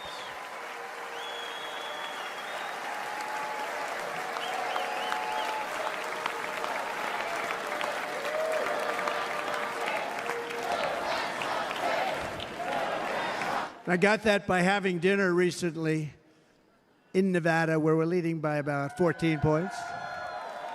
Hello. I'll see you there very soon, everybody. We're having dinner at a beautiful restaurant in the Trump building on the Strip, and it's a great building, and the waitress comes over. How's everything going? A really nice person. How's everything? Oh, sir, it's so tough. The government's after me all the time on tips, tips, tips. I said, well, they give you cash. Would they be able to find him? She said, actually, and I didn't know this, she said, very little cash is given. It's all put right on the check. And they come in and they take so much of our money, it's just ridiculous. And they don't believe anything we say. And they've just hired, as you know, 88,000 agents to go after him even more. And I said, this shows the level of my, most people go out, they hire consultants, they pay them millions of dollars. But I said to her, let me just ask you a question. Would you be happy if you had no tax on tips? She said, what a great idea. I got my information from a very smart waitress. That's better than spending millions of dollars. And everybody loves it. Waitresses and caddies and drivers and everybody. It's a large group of people that are being really hurt badly. They make money, let them keep their money. I'm going to protect Social Security and Medicare. Democrats are going to destroy Social Security and Medicare because all of these people, by the millions they're coming in, they're going to be on Social Security and Medicare and other things, and you're not able to afford it. They are destroying your Social Security and your Medicare. Under my plan, incomes will skyrocket, inflation will vanish completely, jobs will come roaring back, and the middle class will prosper like never, ever before, and we're going to do it very rapidly.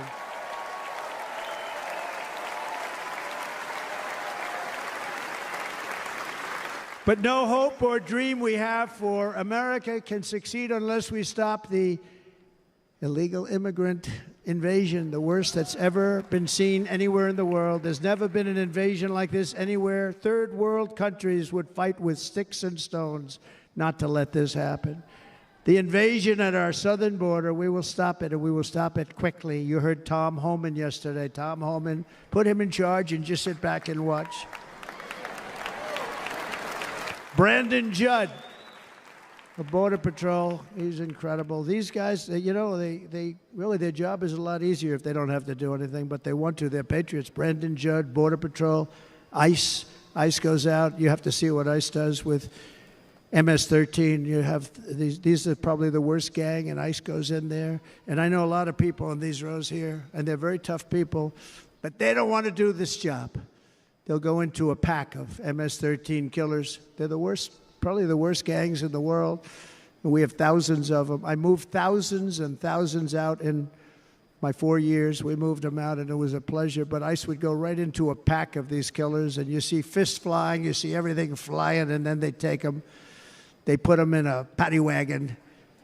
They take them back, and they get them out of our country. And the other countries weren't accepting them back, and I called up, and I said, tell them that we're not giving them economic aid anymore. And the next day, I got calls from all of these countries that were terminated. Billions of dollars we spend on economic aid to countries that does us, frankly, no good. And the next day, I was called by everybody. I couldn't take all the calls. Sir, what's the problem? I said, you won't take your killers back that you sent in caravans into America. You won't take them back. Well, sir, if you'd like us to, we would give very serious consideration to doing that. And within 24 hours, they were being taken back. For years and years, when I first came in, they said President Obama tried to get him to go back, and they wouldn't accept him. They'd put planes on the runway so you couldn't leave the plane. They'd close the road so you couldn't take the buses. They'd all have to turn back. As soon as I said no more economic aid of any kind to any country that does that, they called back and they said, sir, it would be our great honor to take MS-13. We love them very much. We love them very much, sir. We'll take them back. At the heart of the Republican platform is our pledge to end this border nightmare and fully restore the sacred and sovereign borders of the United States of America, and we're going to do that on day one.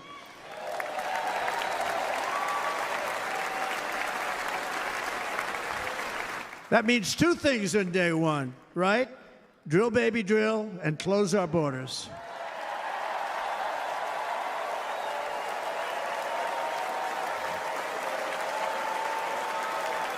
And by the way, and I think everybody as a Republican, as a patriot in this room, and most Democrats, we want people to come into our country, but they have to come into our country legally.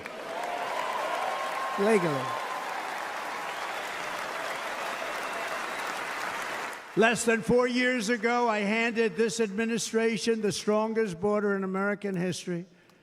But you can see on the chart that saved my life, that was the chart that saved my life. I said, look it, I'm so proud of it. I think it's one of the greatest, it was done by the Border Patrol, one of the greatest charts I've ever seen. It showed everything just like that. You know the chart.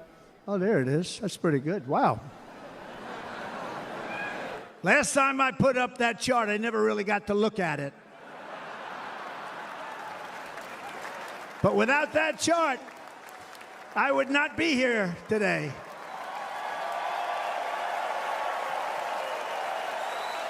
Never got to look at it.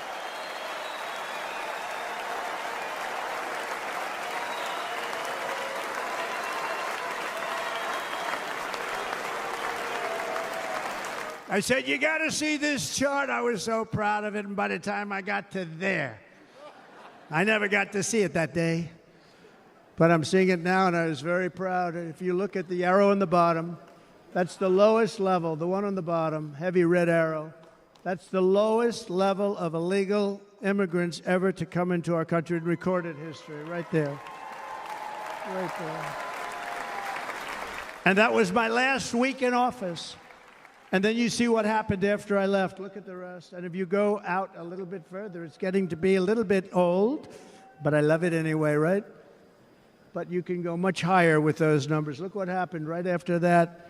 The invasion began. We had the opposite. We stopped the invasion, but the invasion that we stopped was peanuts by comparison to what happened after I left. Look at what happened after I left. They took over our country. We ended all catch and release. We shut down asylum fraud. We stopped human trafficking and forged historic agreements to keep illegal aliens on foreign soil. We want them to stay on their soil. Under the Trump administration, if you came in illegally, you were apprehended immediately and you were deported. You went right back. The current administration terminated every single one of those great Trump policies that I put in place to seal the border. I wanted a sealed border. Again, come in, but come in legally. You know how unfair it is? So many people, hundreds of thousands of people, have been working for years to come into our country. And now they see these people pour into our country at levels that are unprecedented. It's so unfair.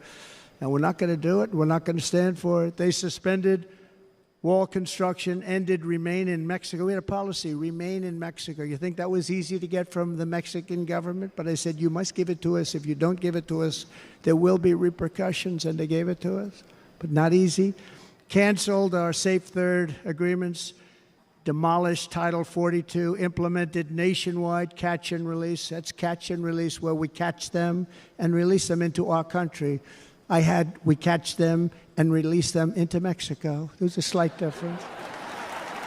And took 93, this is the previous administration, 93 executive actions to throw open our border to the world. The entire world is pouring into our country because of this very foolish administration. The greatest invasion in history is taking place right here in our country. They are coming in from every corner of the earth, not just from South America, but from Africa, Asia, the Middle East. They're coming from everywhere. They're coming at levels that we've never seen before. It is an invasion indeed, and this administration does absolutely nothing to stop them. They're coming from prisons. They're coming from jails. They're coming from mental institutions and insane asylums. You know, the press is always on me because I say this. Has anyone seen Silence of the Lambs? The late, great Hannibal Lecter. He'd love to have you for dinner. That's insane asylums. They're emptying out their insane asylums. And terrorists are coming in at numbers that we've never seen before. Bad things are going to happen. Meanwhile, our crime rate is going up, while crime statistics all over the world are going down, because they're taking their criminals and they're putting them into our country.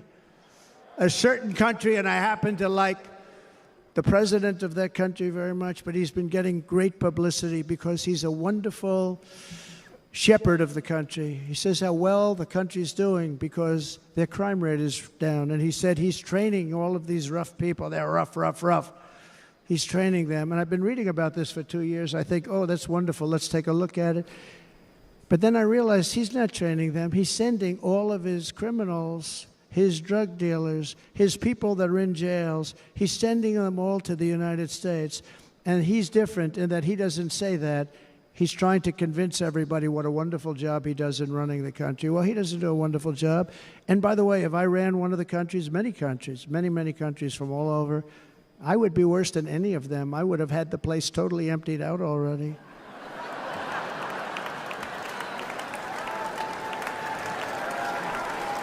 But we become a dumping ground for the rest of the world, which is laughing at us. They think we're stupid. And they can't believe that they're getting away with what they're getting away with, but they're not going to be getting away with it for long. That's what I can tell you.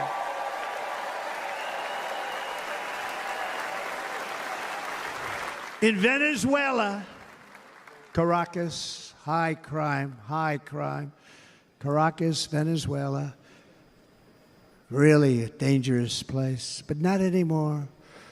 Because in Venezuela, crime is down 72%. In fact, if they would ever win this election, I hate to even say that, we will have our next Republican convention in Venezuela because it will be safe.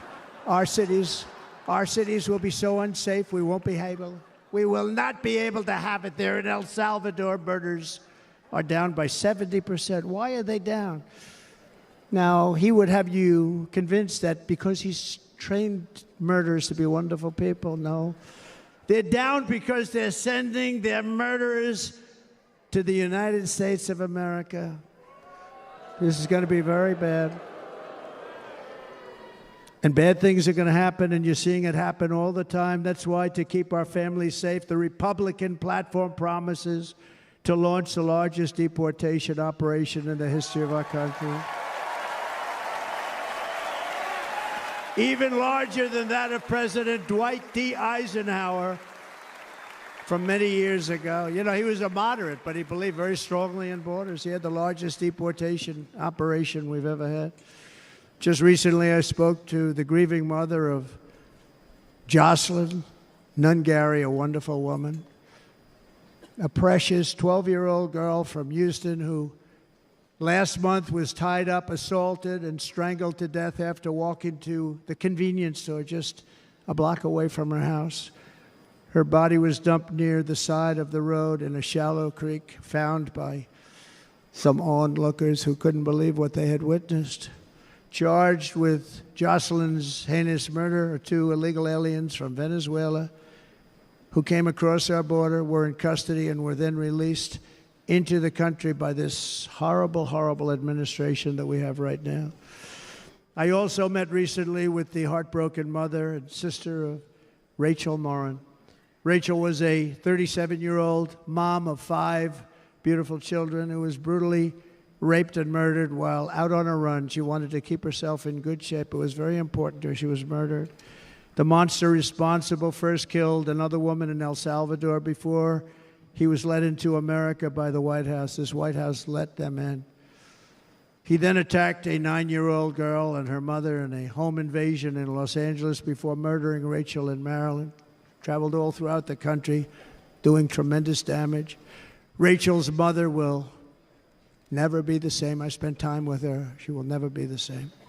I've also met with the wonderful family of Laken Riley, the brilliant 22-year-old nursing student. She was so proud of being first in her class, who was out for a jog on the campus of the University of Georgia when she was assaulted, beaten, and horrifically killed. Yet another American life was stolen by a criminal alien set free by this administration. And these were incredible people we're talking about. These were incredible people who died. Tonight, America, this is my vow. I will not let these killers and criminals into our country.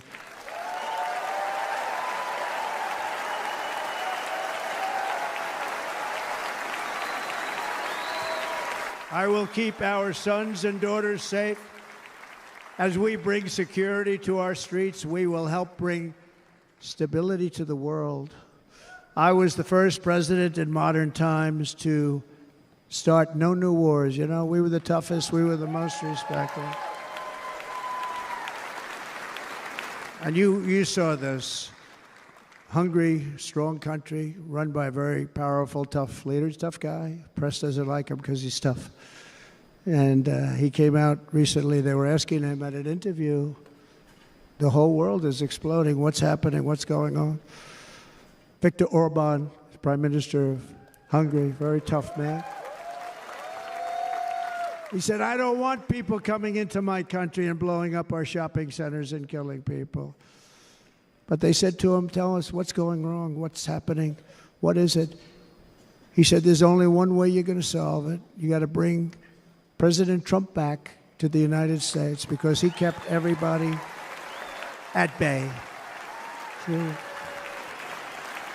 He used a word I wouldn't use because I can't use that word, because you'd say it was braggadocious. The press would say he was a braggart. I'm not a braggart. But Viktor Orban said it. He said Russia was afraid of him. China was afraid of him. Everybody was afraid of him. Nothing was going to happen. The whole world was at peace. And now the world is blowing up around us. All of these things that you read about were not going to happen. Under President Bush, Russia invaded Georgia. Under President Obama, Russia took Crimea. Under the current administration, Russia is after all of Ukraine. Under President Trump, Russia took nothing.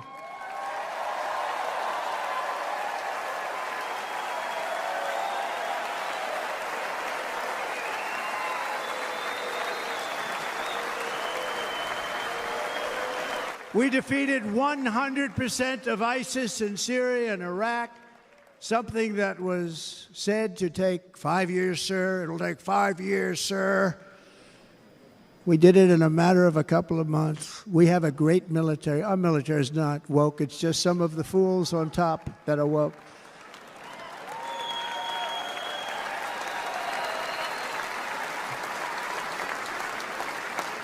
I got along very well. North Korea, Kim Jong-un, I got along very well with him. The press hated when I said that. How could you get along with him? Well, you know, it's nice to get along with somebody who has a lot of nuclear weapons or otherwise, isn't it? See, in the old days, they'd say, that's a wonderful thing. Now they say, how could you possibly do that? But no, I got along with him, and we stopped the missile launches from North Korea. Now North Korea is acting up again, but when we get back, I get along with him. He'd like to see me back, too. I think he misses me, if you want to know the truth. Our opponents inherited a world at peace and turned it into a planet of war. We're in a planet of war.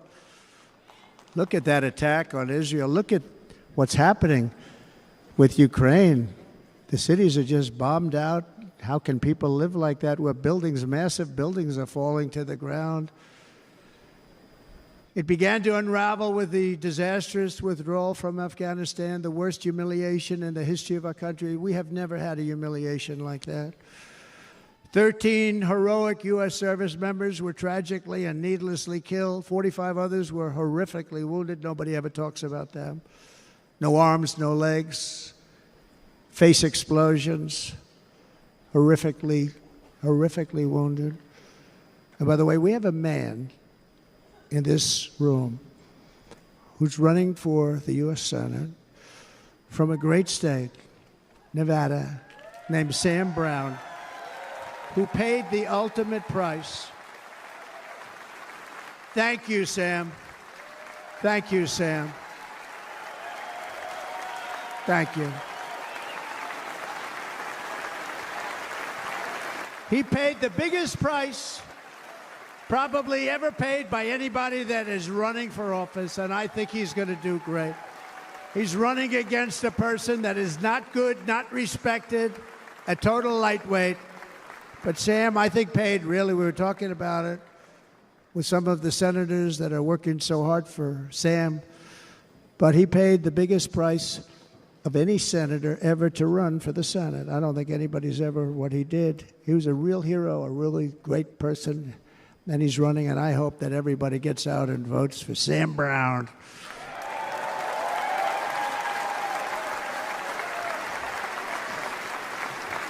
And we also left behind $85 billion worth of military equipment, along with many American citizens were left behind. Many American citizens, emboldened by that disaster. Russia invaded Ukraine. They saw this group of people that were incompetent. We took the soldiers out first. No, we're going to take the soldiers out second. If they would have followed my plan, we had a great plan. But the plan only kicked in if they did everything perfectly, and they weren't doing things perfectly, so we said it doesn't kick in. You know, 18 months in Afghanistan, we didn't have one, so they were killing them left and right, snipers. And I spoke to the head of the Taliban. You've heard this story. Abdul, still there, still the head of the Taliban. The press got on me, why would you speak to him? I said, because that's where the killing is. I don't have to speak to somebody that has nothing to do with it. And I told him, don't ever do that. Don't ever do that again. Don't ever do that again. You've got to stop. Because during the Obama administration, many great people and soldiers, but a lot of soldiers were being killed from long distance. I said, if you keep doing that, you're going to be hit harder than anybody's ever been hit by a country before.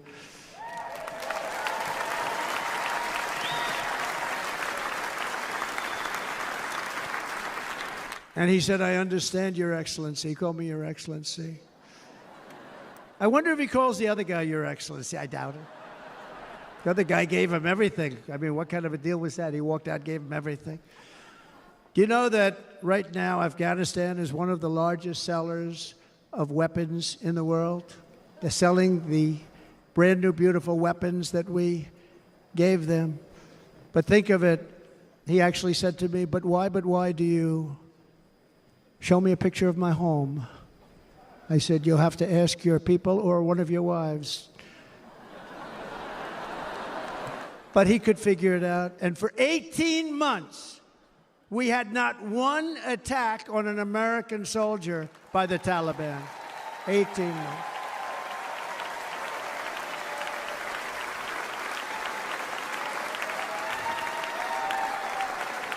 And then we had that horrible day where soldiers were killed. I was not there because of a ridiculous election.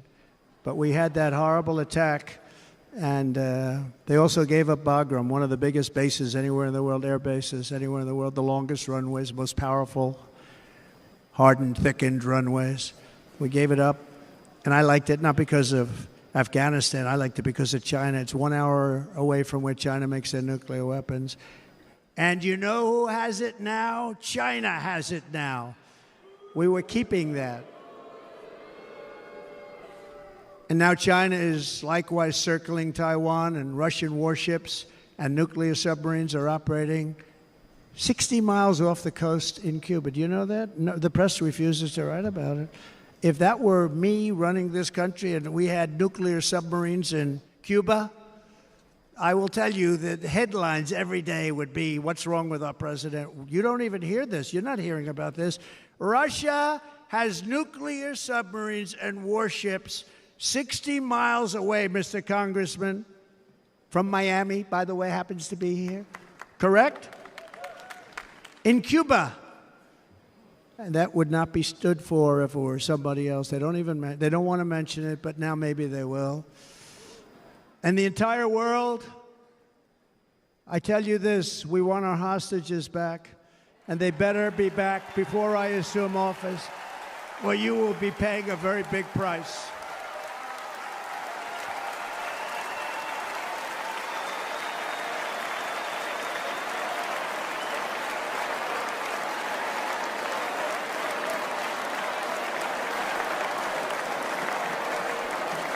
With our victory in November, the years of war, weakness, and chaos will be over. I don't have wars. I had no wars other than ISIS, which I defeated, but that was a war that was started. We had no wars. I could stop wars with a telephone call. I could stop wars with just a telephone call. If properly stated, it would never start. We will replenish our military and build an Iron Dome missile defense system to ensure that no enemy can strike our homeland. And this great Iron Dome will be built entirely in the USA. We're going to build it in the USA. And Wisconsin,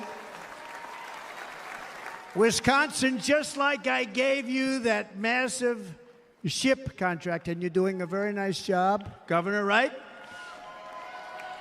Thank you, Governor. And they're doing a great job. In fact, I had a little design change, and we gave them a tremendous for essentially what we used to call destroyers.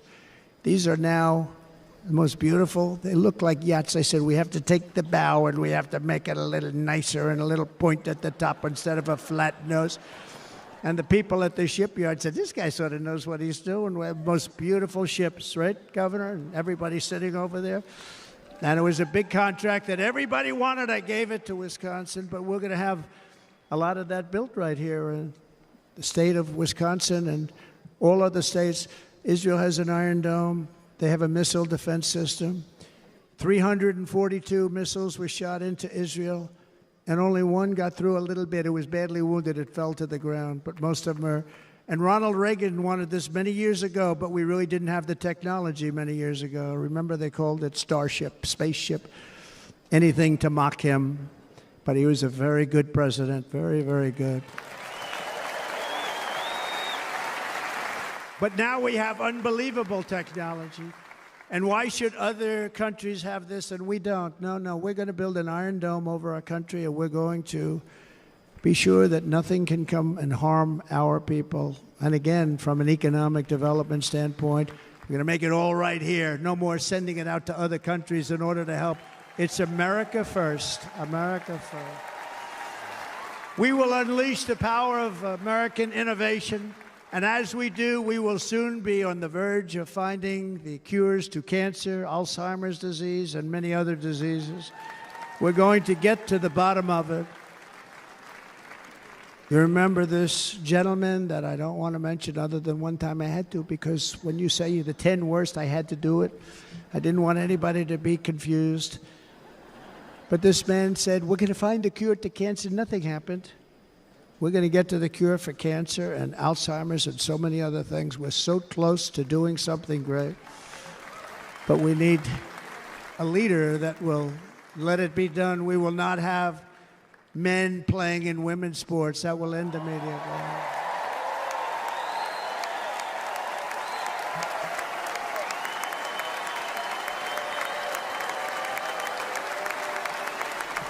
And we will restore and renovate our nation's once great cities, making them safe, clean, and beautiful again.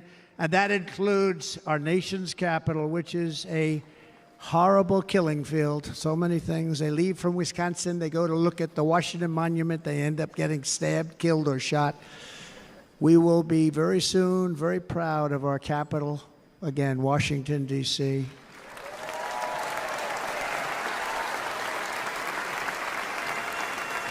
America is on the cusp of a new golden age, but we will have the courage to seize it. We're going to take it. We're going to make it a current. We're going to bring this into a golden age like never seen before. Remember this, China wants to do it. Japan wants to do it. All of these countries want to do it. We have to produce massive amounts of energy if we're going to produce the new. If you look at some of the things that have been done, and some of the things that we're going to do. But AI needs literally twice the electricity that's available now in our country. Can you imagine? But instead, we're spending places where they recharge electric cars. They built 8 chargers at a certain location toward the Midwest. 8 chargers for $9 billion. Think of them as a tank for filling up your gas.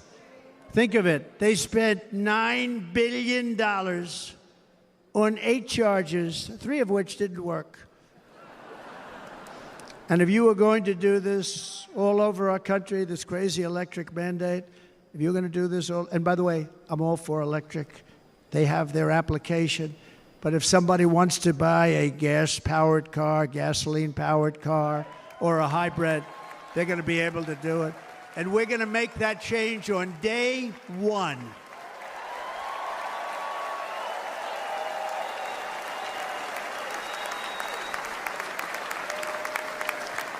So to conclude, just a few short days ago, my journey with you nearly ended. We know that.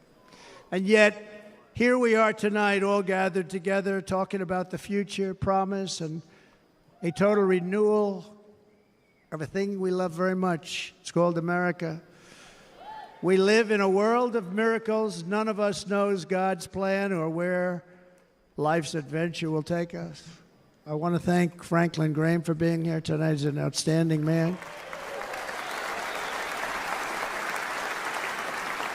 He wrote me a note recently. I have a lot of respect for him. Sir, I love your storytelling. I think it's great in front of these big rallies. But, sir, please do me one favor. It won't make any difference. Please don't use any foul language. I was a little embarrassed. He said, it won't make any difference. Actually, it does. The story's not quite as good, but I've been very good.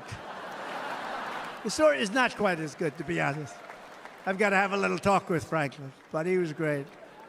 He's a great gentleman. His father was so incredible, Billy Graham. My father used to love taking me to see Billy Graham. My father would take me to see Billy Graham at Yankee Stadium. He had the biggest rallies you've ever seen. He was a good rally guy, too. But he'd get up, and he was a fantastic guy. My father loved Billy Graham. But I love Franklin Graham. I think Franklin's been fantastic, and I'm working so hard to adhere to his note to me. I'm working hard on it, Franklin. But if the events of last Saturday make anything clear, it is that every single moment we have on earth is a gift from God.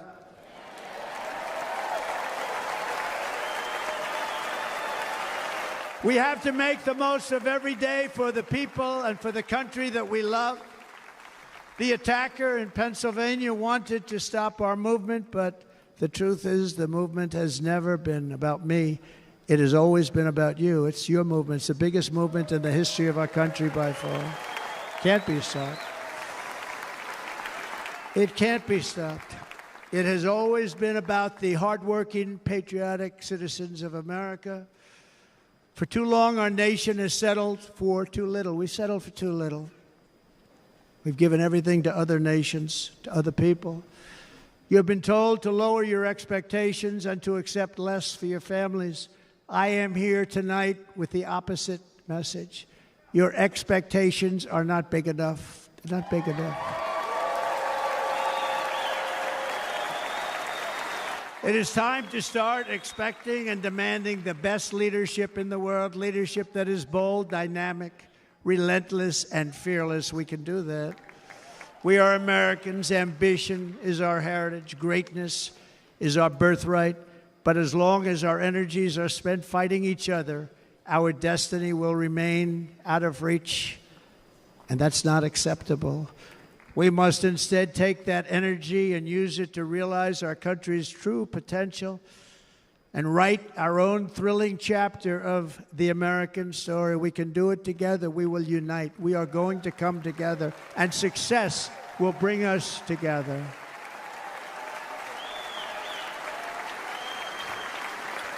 It is a story of love, sacrifice, and so many other things. And remember the word, devotion. It's unmatched devotion. Our American ancestors crossed the Delaware, survived the icy winter at Valley Forge, and defeated a mighty empire to establish our cherished republic. They fought so hard, they lost so many. They pushed thousands and thousands of miles across a dangerous frontier, taming the wilderness to build a life and a magnificent home for their family. They packed their families into covered wagons, trekked across hazardous trails, scaled towering mountains, and braved rivers and rapids to stake their claim on the wide open, new, and very beautiful frontier.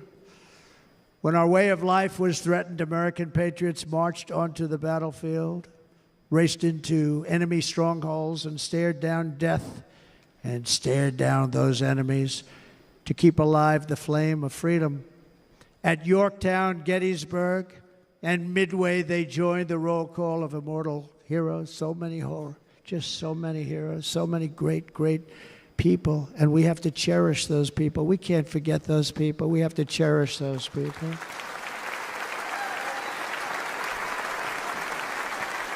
And building monuments to those great people is a good thing, not a bad thing. They saved our country. No challenge was too much. No hardship was too great. No enemy was too fierce. Together, these patriots soldiered on and endured, and they prevailed because they had faith in each other, faith in their country, and above all, they had faith in their God.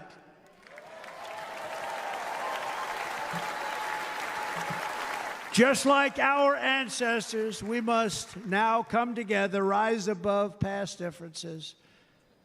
Any disagreements have to be put aside and go forward united as one people, one nation, pledging allegiance to one great, beautiful, I think it's so beautiful, American flag.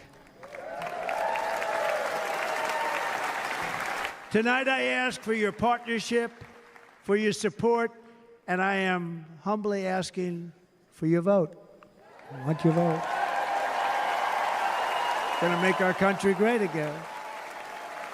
Every day I will strive to honor the trust you have placed in me, and I will never, ever let you down. I promise that. I will never let you down. To all of the forgotten men and women who have been neglected, abandoned, and left behind, you will be forgotten no longer. We will press forward, and together we will win, win, win.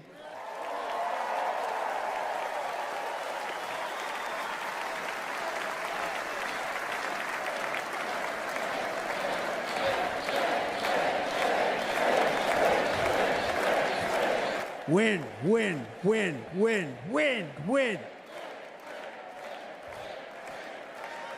Nothing will sway us, nothing will slow us, and no one will ever stop us. No matter what dangers come our way, no matter what obstacles lie in our path, we will keep striving toward our shared and glorious destiny, and we will not fail. We will not fail. Together, we will save this country, we will restore the republic, and we will usher in the rich and wonderful tomorrows that our people so truly deserve. America's future will be bigger, better, bolder, brighter, happier, stronger, freer, greater, and more united than ever before.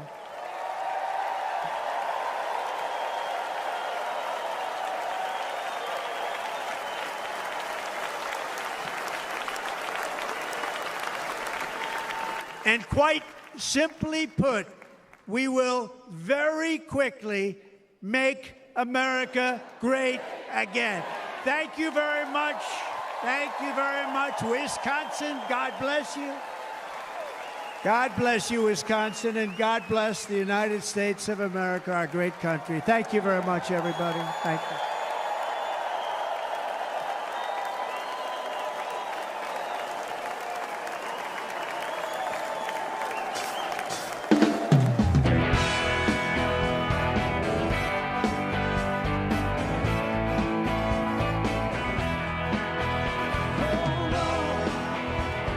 Testing 1, 2, 3.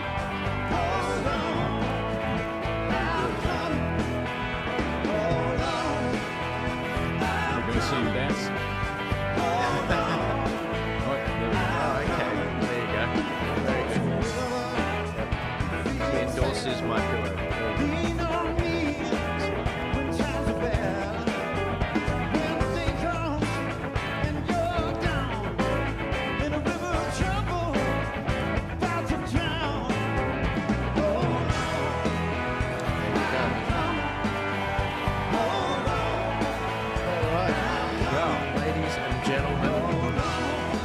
Still awake, and again, you can't complain because in America it's late at night. That was really interesting. That was really interesting. Hearing his speech and hearing all of that. We're just going to leave that on the screen now. But I mean, did you guys have any thoughts about his speech? Generally speaking, we'll keep that up just so we can see. I think initially he did a very good job of making it emotional. He reached out and touched the hearts, obviously, of Americans and a lot of people with the recent incidents and things that were going on. And I think that was a good move, because it really did make you kind of connect and start to watch. And, particularly when he started talking about family, I mean, I think all of us here value family a lot. And, it really reached me. Yeah. Well, look, we have just witnessed history because Donald Trump is now the first person since Franklin Delano Roosevelt to have won the nomination of his party for 3 elections in a row. So that's a big deal. I think I was also surprised. I mean, if most people had been shot at 4 days earlier and had part of their ear removed, they'd still be in shell shock. Trump seems to be remarkably normal, okay? And he seems to have just sort of brushed it off, which is very, very good. It is the most united the Republican Party has been in a very long time. At this moment in 2016, Ted Cruz, the great Ted Cruz, very good senator, might be the president one day. He got up and finished his speech. He so thought Trump wasn't going to win. He got up and he said, I hope people vote their conscience. In other words, I don't care if you vote for Trump or Hillary. But now the party is extremely united. I thought it was very good of Trump to acknowledge the families of the person who died and the other 2 people who are injured, and it's good to hear that they are not critically injured anymore. I like to drill, baby, drill and borders, but before I hand over to Stephen, I would have to say, Mr. Trump, that speech was way too long. And Mr. Trump, this is prime time in America. It was a good opportunity to get your message across to a new audience. It should have been a 15 to 20-minute speech. It went for well over an hour, and it was too long. So that's my comments. Fair enough. Fair enough. Stephen? Yeah, totally. A historic moment. Look, I was, it would have been about 40 minutes into the speech, and I wrote down a word, and it was magnificent. And then about 35 minutes later, I was thinking this should have ended sort of 35 minutes ago. Yeah. But having said that, I agree with Elvis that the high point was... it's funny, when he was talking about Corey the surname, I'm just trying to pronounce it, Comparatoni, the man who sadly lost his life at the rally. I was thinking what would be absolutely perfect right now is if there was a moment of silence. And he did it. And then when he went and sort of embraced Corey's uniform, that was just I thought that was the high point. It began brilliantly. He listed his achievements. He listed the current problems. He listed his promises. Nothing too obnoxious throughout. I was glad that he didn't dwell too long on the 2020. I actually think it would have been better if he'd never mentioned it at all. But so nothing really obnoxious. I just think if I could just critique it at one point, at one level, it was just too long. It wasn't too long for the people in the room, But as John said, he should have thought that this is a speech to America, not to the people in this room. I would say let's keep it at about 40 minutes. I mean, probably 25 minutes would be better, but. Basically, there's nothing serious. There's a lot that's really right with this speech. Nothing seriously wrong. Yep. No, agreed. And again, a lot of uniting communities, family, bringing people together. I think that was a very big message, which is very different to obviously the side of the debate. Gavin Newsom, I believe, is having. Litigation brought against him because of his new laws where schools are not required to contact parents about children's change of gender or things like that, and so that will be interesting to see how that comes along, because that could also affect his possible nomination. If he's got a lawsuit coming towards him, or if it happens and he loses it, that you don't want him running into an election there. And again, it just shows they're trying to. The division of the family and breaking down the family unit, not involving parents is a big thing. Whereas, Trump there with, his family there supporting him, thanking his family, talking about the families who've been impacted, not just at the recent assassination attempt, but throughout the country through what's happened with the economy. No, absolutely. Yeah, he didn't play the culture wars too much. I mean, we've got to remember, guys like us who are sort of watch all this stuff religiously, we're really keen on the culture wars, but the things that Trump really hammered were things that just touch every person's life, whether they've even heard of the culture wars or not. Inflation, energy, the economy, the borders, drilling oil, immigration. It was in many ways a non-ideological speech. If Trump can continue in this fashion, if he continue to restrain himself, he could win this election. Absolutely. On this path. No, absolutely. Yeah, the only thing that got me kind of questioning the result was obviously you've probably heard the Democrats don't want to make it illegal for non-citizens to vote. And so he's obviously made a very big statement. He's going to be deporting illegal immigrants. Could that kind of inspire them to get out there and illegally vote? Because, hey, they're going to be gone soon if he wins. So that was the only thing that kind of crossed my mind during the speech. Fair comment. Absolutely, guys. I'm very conscious of my fellow panelists. I'm sure if you guys are as tired as I am, and I'm the young one on the panel here, you're ready to just call it a night. It's almost been 4 hours, guys. We've been live streaming this. I hope you enjoyed it. I know that many of you guys have been enjoying the previous ones. We are still averaging about 500,000 to 600,000 views an episode across the platforms, despite the censorship and the fact checks and all of that. But if you guys wanted to follow my fellow panelists, I put all of their X profiles up now. Go please follow them there. That's the best place you can follow them at this stage to get their up-to-date thoughts on everything that's going on. And if you do want to actually support the podcast, we are on Rumble, we're on X, we're on Telegram, all the other ones as well, like YouTube and Instagram and Facebook and all of them. But these are the safe ones to grab me on the Ark or Joel Jammal. And if you scan that QR code there, it'll take you to all the different links that I've been talking about, whether it's the full show, whether it's to purchase the Light newspaper, which is doing really well, and the new edition is coming out next month in August. And if you want to donate, if you want to be a part of the $5 Army cup of coffee army every month, please support the show. It helps keep the lights on, and we will be doing many more streams like this. Probably a little bit more on the edge of our seat, like the Democrat convention, with some interesting unknowns as to what's going to happen with the superdelegates. Around about the 19th, probably the 22nd of August, near the end of it. But I'll be bringing you many more updates on that. In the next couple of weeks, I'll probably be giving you a bit more Aussie news, what's been going on with the fresh produce, the bees, what's been going on with regards to the Anthony Albanese blaming misinformation for the shooting of Trump, Kevin Rudd actually coming to terms with the fact that Trump is probably going to win this thing, and some of the geopolitical implications for that, but also what's happening in economics in Australia. My sources in the Liberal Party are telling me we're leaning more and more to a December early election for Australia at a federal level. And around the corner, we've got local elections and a state election in Queensland in September and October. So in September, we've got the New South Wales local elections with people like Elvis running and John Ruddick, who's actually running a swath of local candidates for the Libertarian Party, which I want to get them back in to talk more about. But there's a lot happening, guys. I'm looking forward to getting back into the Aussie stuff next week. But this week was crazy, the shooting and everything. But please do support the show, share it out, get it out there. It is reaching many people every week.